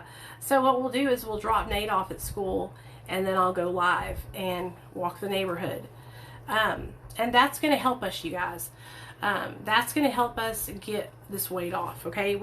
All of us need to get out and move around more. That's the problem. That's why we are gaining so much weight, you guys, is because we have become sedentary, okay? So we went, sorry, my eyes are bothering me. We went from living a life where we were running and gunning, hitting the street 24/7, 7 days a week, right? To now we're like chilling at home or going to our job, but still we're not like running the streets. We're not running and gunning, right?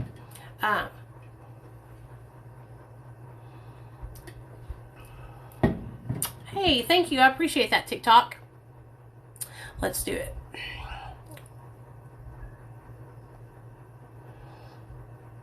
Oh, New England.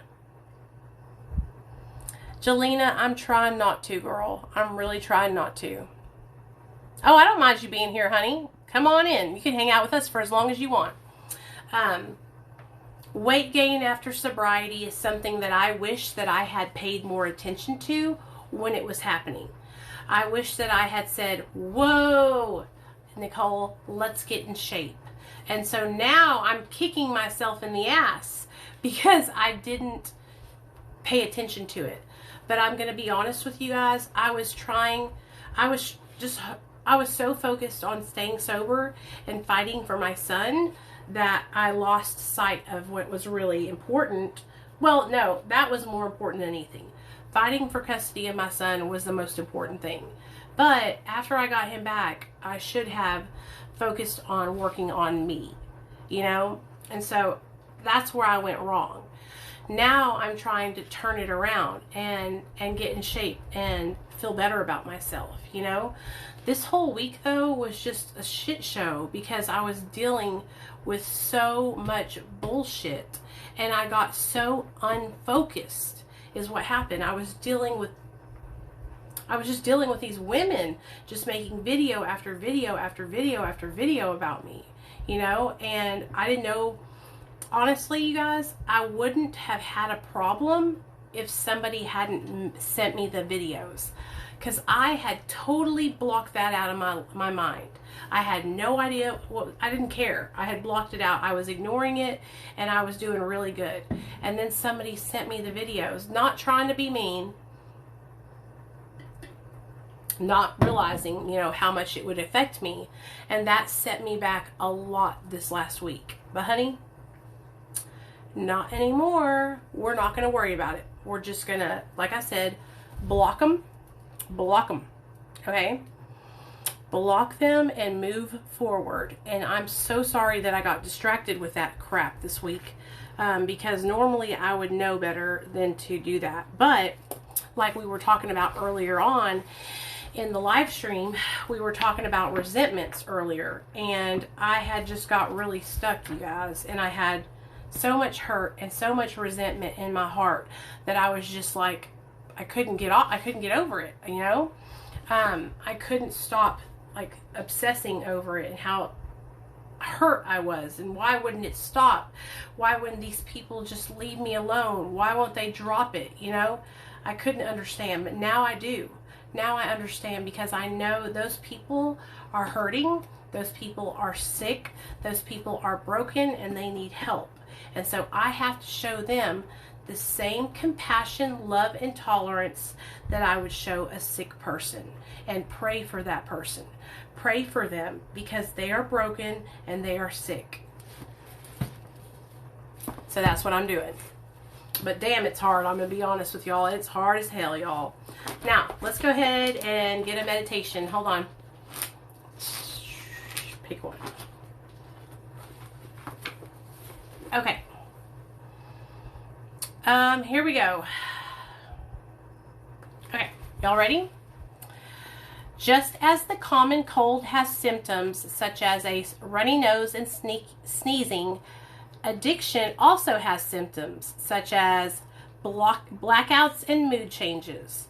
I have to accept that I too display symptoms similar to those of the alcoholic or addict, among them obsession, anxiety, anger, denial, and feelings of guilt. These reactions to addiction affect my relationships and the quality of my life. But as I learn to recognize them and to accept that I have been affected by a disease, I begin to heal. In time, I discover feelings of self-worth, love, and spiritual connectedness that help me to counteract the old responses. No matter how severely I have been affected, my program can help restore me to sanity. Addiction is stronger than good intentions or genuine desires. I didn't choose this family disease, neither did the addict. So I tried to behave with compassion for both of us. So, do you hear that? Addiction is stronger than good intentions or genuine desires. So, you might have a genuine desire to stay sober. You might have good intentions when you go to your friend's house who's struggling with getting high and you want to help them get sober, right?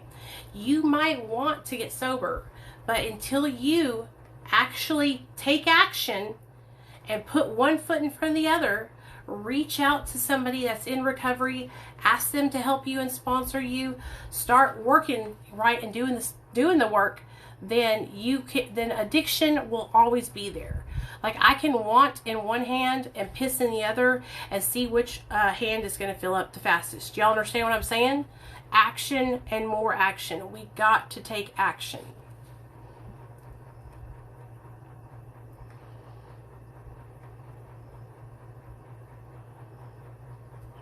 How do you help somebody that's still in denial? That's hard. Well, you know, you have to just encourage them and share with them about the disease of addiction and how it's deadly and how changing their life would be beneficial, and hopefully they'll see that.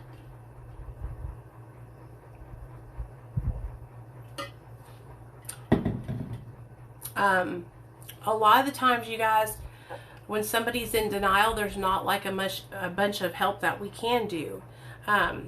Send them people's videos that inspire you, you know what I mean? So that way they can watch those videos and maybe it'll spark something in them, you know? That always helps, you know? I just know when a person's in denial, it's hard because they don't hear or see anything that you're telling them. They're just completely in their own mind thinking that their disease is not affecting anyone but themselves. Because I used to be the same way. I used to think, I'm not affecting anybody. I'm not hurting anyone. But in all actuality, I was hurting and harming everyone that was connected to me, you know?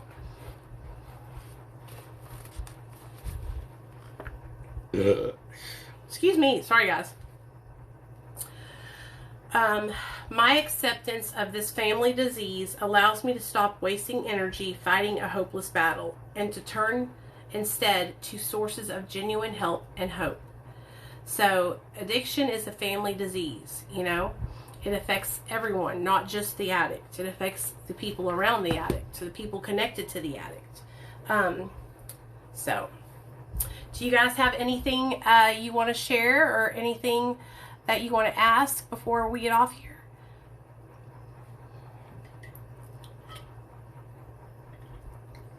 I love doing these live streams with you guys. I really, really do.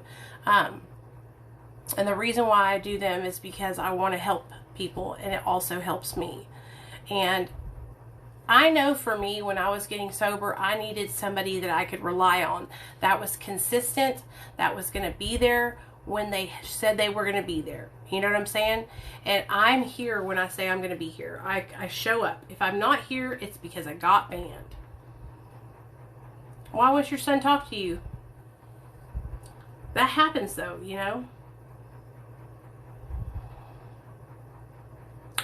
Neil likes AA. Hey T, that's awesome. I bet you're going to be great. You'll be just fine. Yeah, so a lot of people don't take the time to understand addiction or what we experience, you know? A lot of people automatically think that, so October 1st, Tiffany's going to come on. I got to remember that. A lot of people think, you know, oh, they're addicts, they chose that, they just don't care about anybody but themselves, they're just selfish people, blah, blah, blah, right? Tiffany. Okay.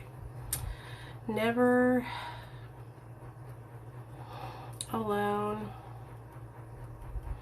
Tiffany.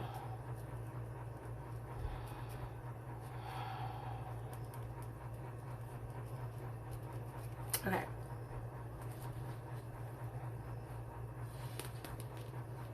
Oh, really, Maggie?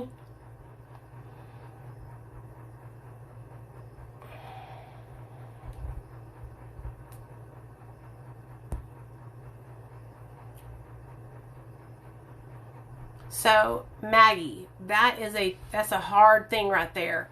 So Maggie, some people can drink and they have no problem drinking and staying sober, right? But honey, not me. Not me. If I drink alcohol, it will take me back to my drug of choice. And then all bets are off. Then shit is going to hit the fan. And yeah, it's not going to be good. I do not fuck with that. So, tomorrow we have the recovery panel, you guys. Recovery month. I gotta do my makeup panel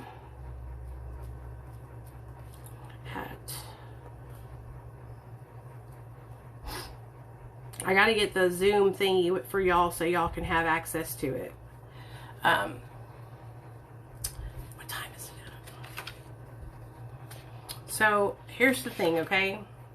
What happens with alcohol is some people say, oh, I never had a problem with alcohol, right? That might be true. But what happens when you drink alcohol is you drink it and then it lowers your inhibitions, right? It makes you all loosey-goosey. It makes you like chilled out. And so that's the problem, because when we're all chilled out and we're all loosey-goosey like that from drinking alcohol, then that's when those thoughts come in our mind like, I could just have one more, or I could just do this or that. And that's what takes us down through there. Okay? I'm going to post about it here on TikTok, so if you guys want to join the Zoom, you can. Okay, so I'm going to be talking about medication-assisted treatment. I'll ask you guys because y'all can help me.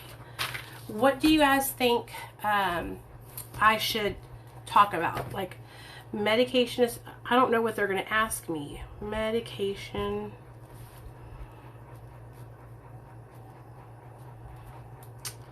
assisted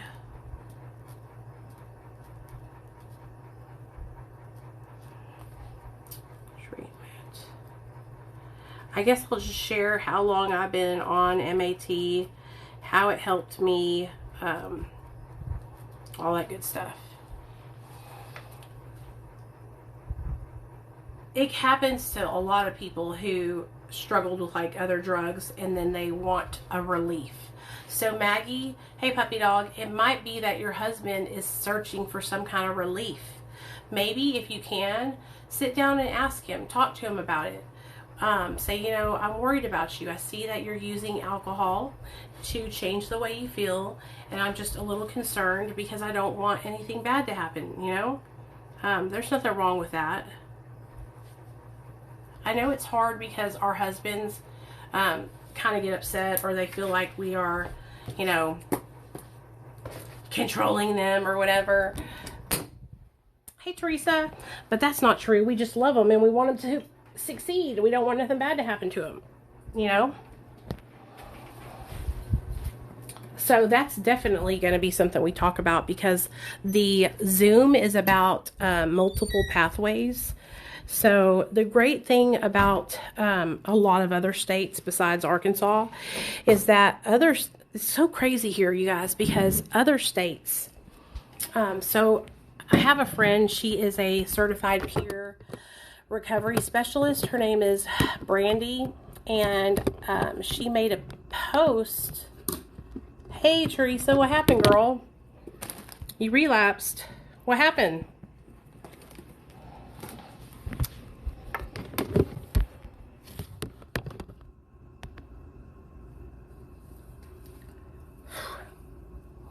It's okay. Tell us what happened, girl. We're here to listen.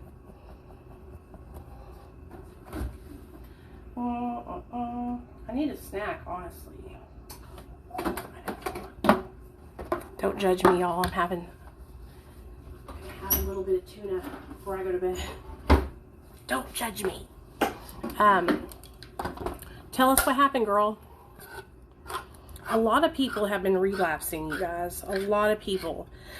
I don't know if it's the change in the weather or just people are struggling, you know. They are different, Maggie. They are. Like my husband is a lot more private about what he shares. And that's why, like, he doesn't really talk about his recovery like I do, you know?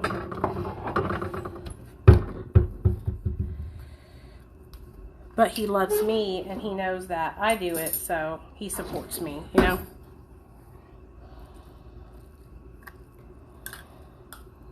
Teresa, what happened? Are you not going to tell us, girl? My anxiety was through the roof one day. Instead of me calling my counselor, I relapsed. Okay, what did you take?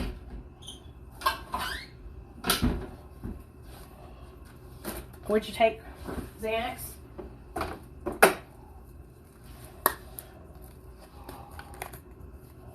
My husband won't talk about his recovery at all. I like to talk about mine, though. Yeah, me too, girl. Me too.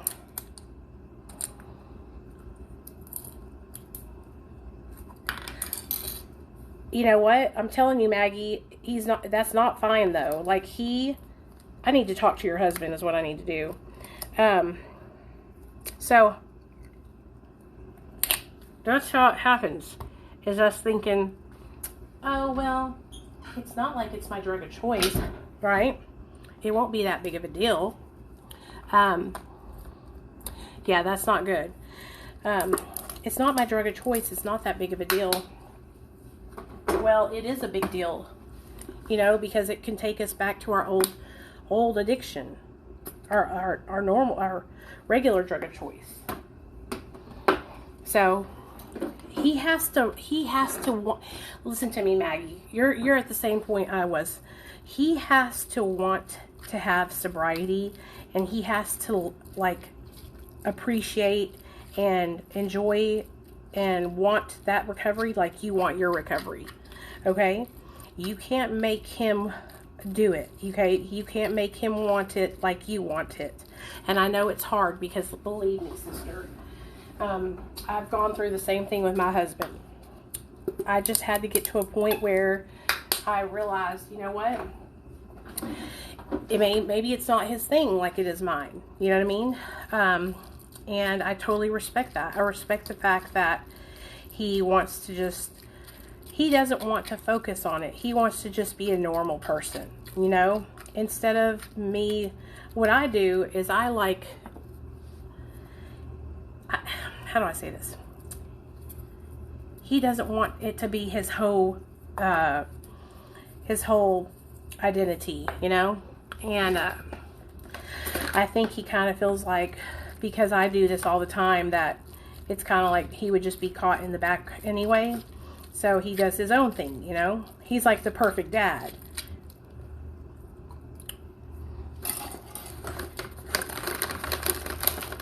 Yeah, girl, don't beat yourself up. What'd you do? Take a Xanax? Teresa, what'd you do? Take a Xanax or something? Did you just do it one time?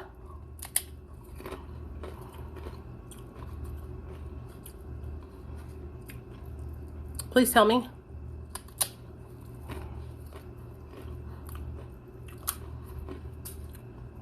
Damn it, drop that chip.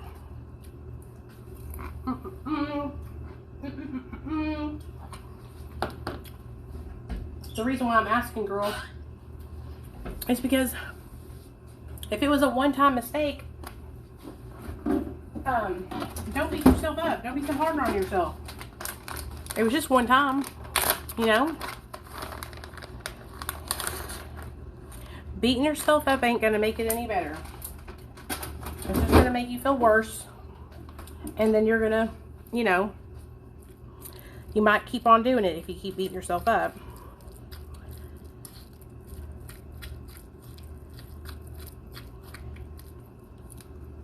Okay. I was sober for 22 days and drink again. Oh, Sarah. It's okay, girl. Hey, Georgia. Good job, Georgia boy. Yeah, it's hard. It's okay, Sarah. Don't beat yourself up. So you drink one time, right? Guess what? That one time It was a learning experience. It taught you what you can't do, right? So what happens with a lot of us addicts is we get to a certain point in our recovery and we start feeling like we got this. We start feeling like, oh, I can just have one. It's not that bad. Nobody will know. I'll get right back on track. It's a lie, right? That's what our mind tells us. Or your mind might tell you this. I'm stressed out. Recovery ain't what it's cut out to be. I hate this. I can't do this anymore.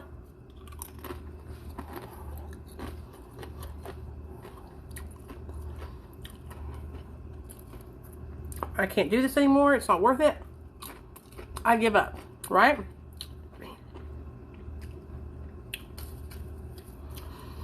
Shaming ourselves and beating ourselves up, not conducive, okay? I want you to think about it like this. You guys, obviously there was something more you needed to learn, okay? Because you're alive. You made it back to tell the tale. That experience taught you something. Sarah, Teresa, what did you guys learn from your relapse? Did you learn anything? Because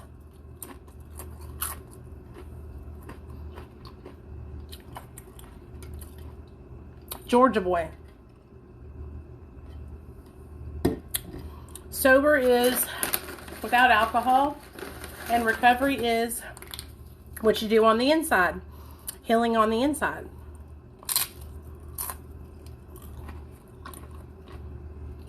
What I always tell people that I work with,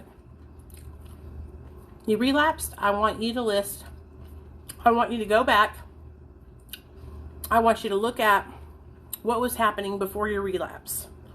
Like a month or two before you relapsed, what was going on? What was going on in your mind? How were you feeling?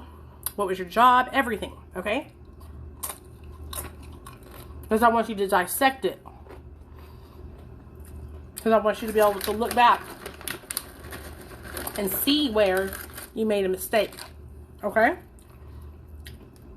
See where things started going to the left. There you go, Nash. That's right, girl. Nash says, back in March, she learned that she couldn't hang out with her old friends. Girl, I'm so glad you learned that so quick because it took me like 10 years to learn that. That was one of the main reasons why I kept relapsing. Because I kept going around the same people, places, and things. I wouldn't leave them alone.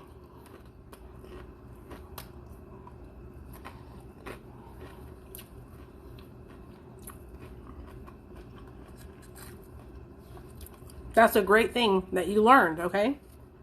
Now, let's go a little deeper than that.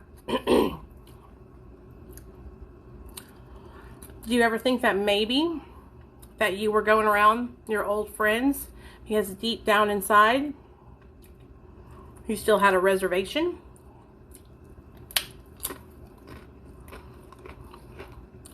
I did. Deep down inside, I knew I had no business going over there. And I kept going over there because I knew eventually I would get high. Now, like I didn't just think this right in the front of my mind, but like subconsciously, you know what I mean? But now, I smashed those things. Threw all the reservations out the door. I don't want a reservation for death.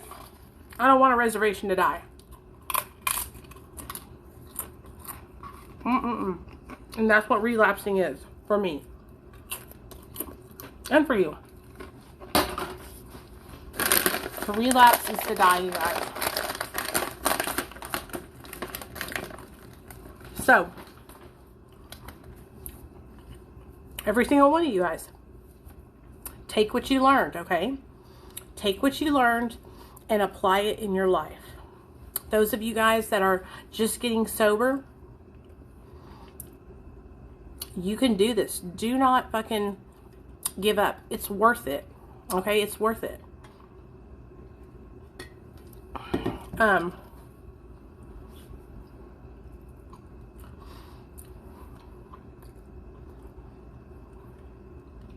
Oh yeah. Partying. I saw my girl, Alex, relapsed. I don't know if you guys follow her, but she, really cute girl, really young girl.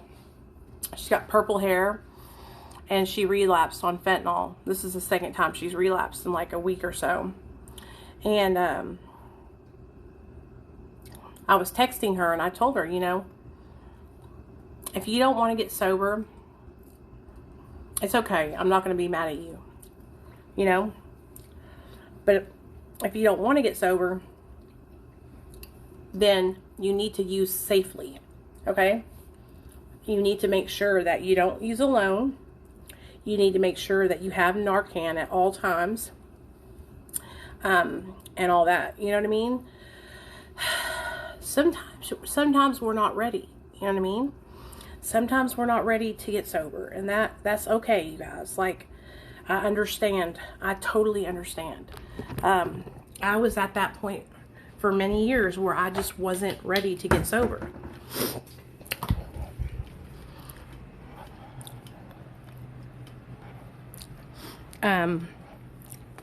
But now I ran myself into the ground, you know, using drugs and alcohol. And now, I don't want to live like that anymore, you know? So, we're going to do my skincare, and then I'm going to go to bed, guys. So.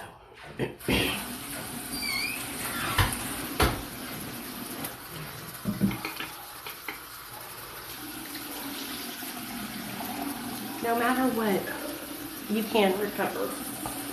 It just takes a little hard work. It's not easy at first, but it can be done.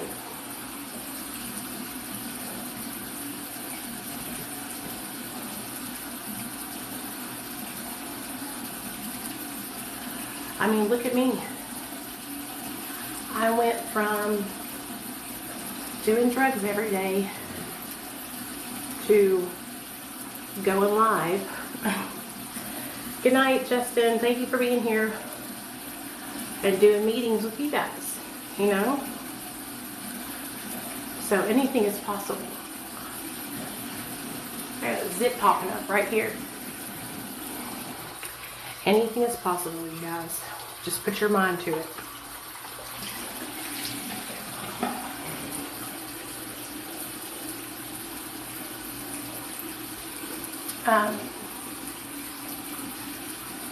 I gotta reach out to some creators and get some people on the schedule for this week, so that way we'll have some speakers.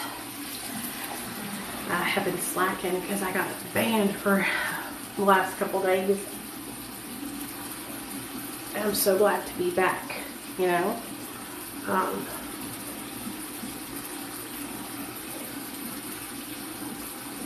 Yes, until tomorrow, my dear. We are going to have a great time tomorrow because I'm going to come on and tell you guys all about what I learned when I went to the live speaker thing I'm going to do. So like I was telling you guys, I have a speaker engagement. Hey, Allison, I have a speaker engagement tomorrow, and I'm speaking on a panel of people for Recovery Month. And so I'm really excited and kind of nervous at the same time. If you guys don't follow Tracy, Tracy is the one who got me the gig. And she's also going to be the one who does the mom cast with me. So those of you guys that don't know, on Thursday nights, bi-weekly, me and Tracy are going to do a mom cast where we go live and we talk about all things recovery and motherhood. So, and addiction too. If you're a mom or a dad, you could be a dad too, and you need support, you guys can come hang out with us because it's going to be off the chain. If you like the live streams I do, then you'll enjoy Tracy joining me. It'll be me and Tracy. And then if you guys get into it and you enjoy it enough, then you guys can come up and share. You know, it's just, here's the thing. It's as much as you want to get involved, you can get involved, guys. I will let anybody come up here and share their story. Anybody is welcome to. So I'm not just like, you know, hogging it. I want everybody to have a chance to share. I'm trying to decide what I want to put on my face. That is a caffeine solution called, yeah, the Ordinary Caffeine Solution.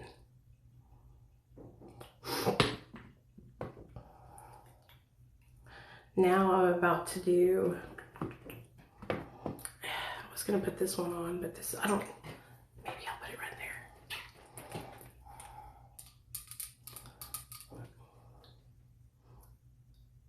Well, you can still come and hang out with us. This is a retinol, but I'm not going to put it all over my face today because I'm going to use this lactic acid. Yeah, girl, you need to go to sleep. Me too, I'm about to go to bed too. You wake up too early, Cassie. I saw you up at like 3 o'clock in the morning on a live. I think it's like 5 your time though. I was like, dang, girl. Yeah, so Thursdays is going to be the mom cast. I'm really excited. I hope you guys enjoy it. And of course, if you miss the live stream, I always upload them on my YouTube channel. So if you miss it and you don't see it, it'll be on the YouTube.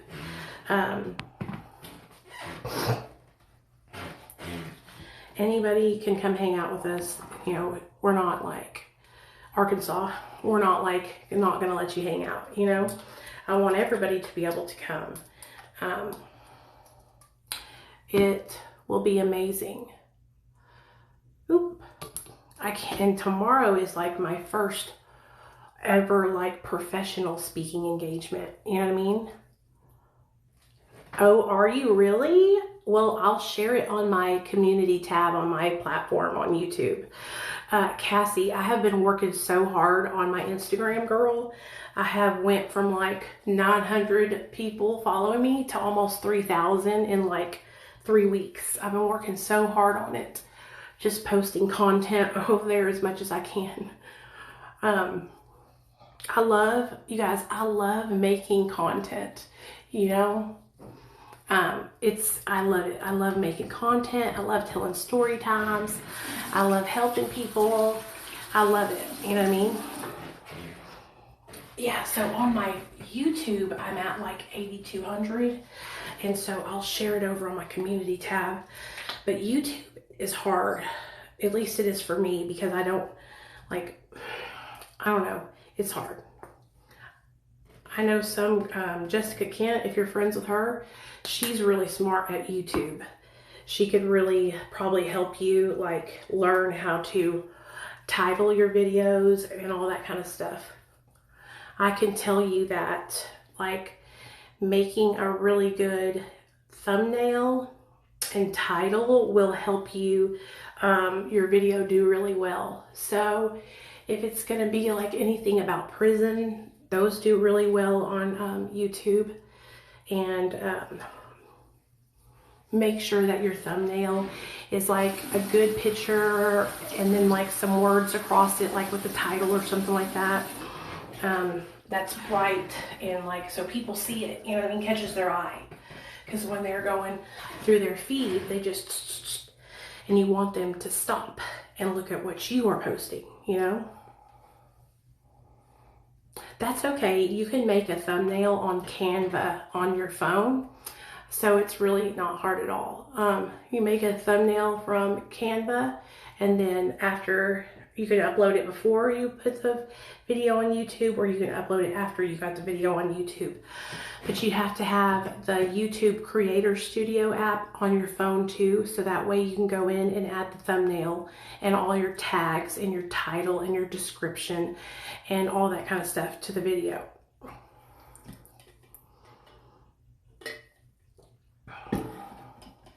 So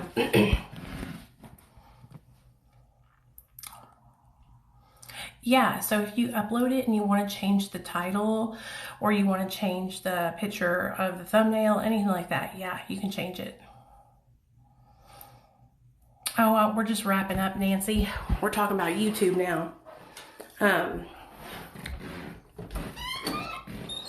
I learned all this stuff from just being on YouTube for the last 4 years trying to do my channel. I worked so hard to get to where I'm at. And ask Nikki. Nikki has followed me since I started my YouTube channel.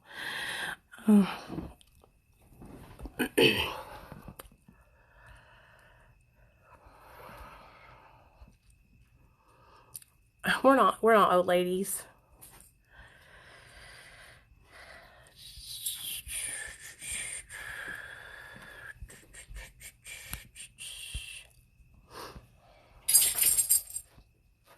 Oh, sorry guys. You know what I think is so funny, you guys? When people come in here, and I know without a shadow of a doubt that this account right here is somebody's troll account. So JMatt969 comes in and says, you talk a lot about war stories. Yeah, I tell story times. That's what I do. I'm a story time content creator. And so whether it's a war story or a recovery story, you will find it here. So if you can't handle it, don't follow me. That was like what a lot of these people who were like trying to make video after video after video about me, or like trying to bring me down or talk shit about. You guys, what I do is I tell my story and I share my complete experience, good, bad, and ugly. I don't leave parts of it out because people can't handle it. If I shot up drugs in a bathroom and overdosed, I'm going to tell you the story, you know? And so I think a lot of people don't understand how TikTok works. See, we're making videos because we want people to see them. And so we need to make them interesting so people will stop and watch them. If you guys haven't noticed, a lot of the times when I make videos that are just recovery related, just strictly positive, TikTok doesn't push those videos. And so when I make a video about my experience getting sober from methamphetamine, TikTok will push that video. When I make a video about, you know, the steps I took in recovery, TikTok will not push the video. When I make a video about how I overdosed on benzos and opiates, TikTok pushes the video. And so I'm only doing what my viewers like and watch. And from me going through my analytics and looking at all my videos, my top performing videos are my story time videos. So that's why I do them, because they're my top performing and because I love telling stories, honestly.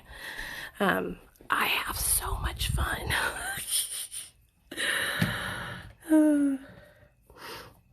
How did you get blocked? Blocked from what, honey? I don't know what you're talking about. What do you mean blocked?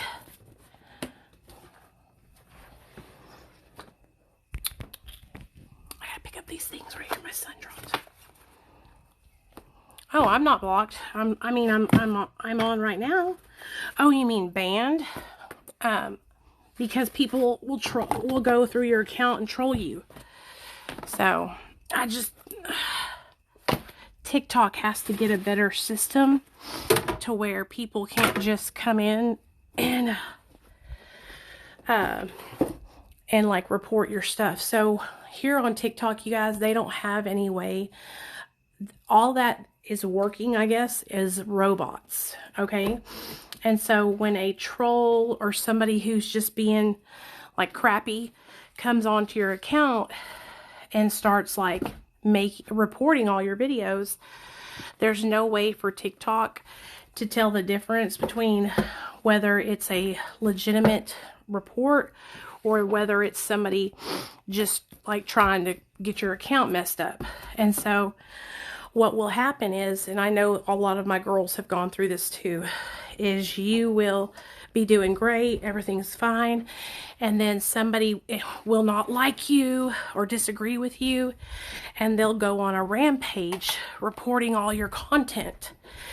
Every time I've ever been reported, I've always been able to appeal it and get my content reinstated. Sorry, I'm straightening up my son's room.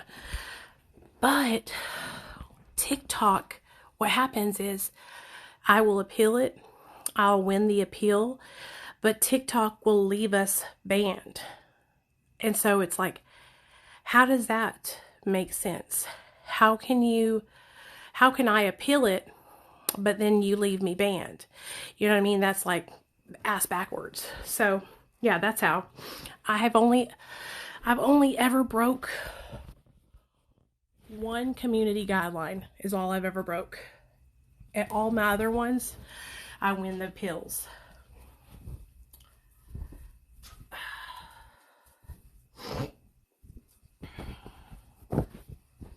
So.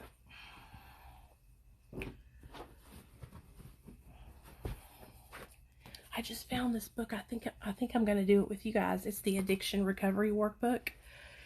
Powerful Skills for Preventing Relapse. So I know a lot of people have struggled with relapse this last week or so. We can do this book.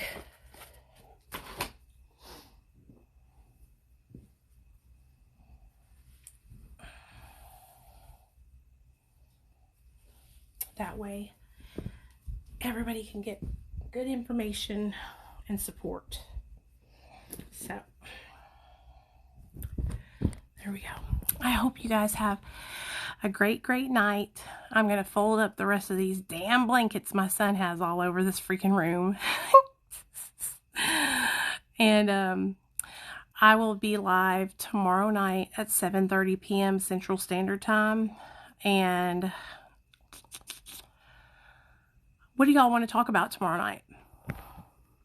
Do you guys want to talk about relapse prevention?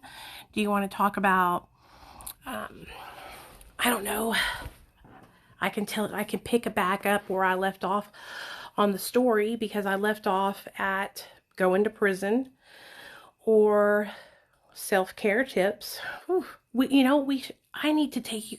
So I need to do more self-care. Okay. That's like part of the reasons why I'm struggling so much with my weight, because I don't get up and do things for myself. So, excuse me. We could go like walk and then get our nails done in the morning, like go get a pedicure or a manicure. Like I haven't done that in years, you know? So Nate goes to school in the morning.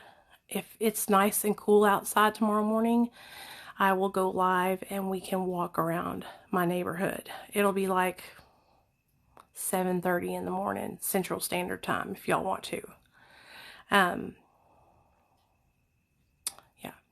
I hope everybody here is here for the right reasons, here to learn about recovery and help each other stay sober. I want you guys to know that like I'm really serious about my account and helping people. Like I don't just do these things because I like to hear myself talk. Like I'm serious. I really work hard on trying to stay consistent and help help others, you know, recover. And I'm not here for like bullshit. I'm not here for drama. I'm not here for any of that, and I will absolutely ignore any of it. You know, if somebody comes in here and they try to start bullshit or drama with any of you guys, I will block them, you know. And if you guys are having problems with anybody and they're bothering you, just let me know, because I will just block them. I don't want anything like that here, and I don't want my Real Talk Recovery friends to have to worry about that. Because we got enough on our plates, you guys. We don't need people trying to start shit whenever we're trying to stay sober, you know? I think you guys know what I mean. I really appreciate you so much, Miss TikTok. I really do. Because I hope that I can help other parents and loved ones of people that struggle with addiction, because I just want people to understand and know that, like, I remember whenever my mom started going to Al-Anon and she started learning about my addiction, and she started to realize that I was sick and that I needed help, because she used to blame herself. And I think a lot of parents who have addict children, I think a lot of parents blame themselves and think, what could I have done differently? How could I have changed this? And in a lot of aspects, I don't think that you can change it. You know, you can just be there for your loved one and support them and encourage them to change and get sober. So, I love you guys. I really enjoyed tonight. If you missed the live stream, I'm going to upload it on my YouTube channel right now. So, don't forget, check out my YouTube channel. It's Real Talk Recovery with Nicole. Follow me on Instagram. If you guys want me to post your story on my Instagram, you have to send me your story with some before and after pictures of you. Okay, what I'm doing on my Instagram is I'm turning it into like a sober shout out Instagram. I just want to post all of you guys on there. I don't even want to put my stuff on there anymore. I just want it to be the Real Talk Recovery sober shout out Instagram. So send me your before and afters, send me your story and what your drug of choice was and your sobriety date, and I will post you on my Instagram. It'll be on Instagram and TikTok, so you'll have two places you're going to be posted. If you have social medias that you want me to link in the post, send those to me too. You can send all this information to my Instagram DMs, which is Real Talk Recovery. Yeah. All right. Good night, you guys. Love y'all.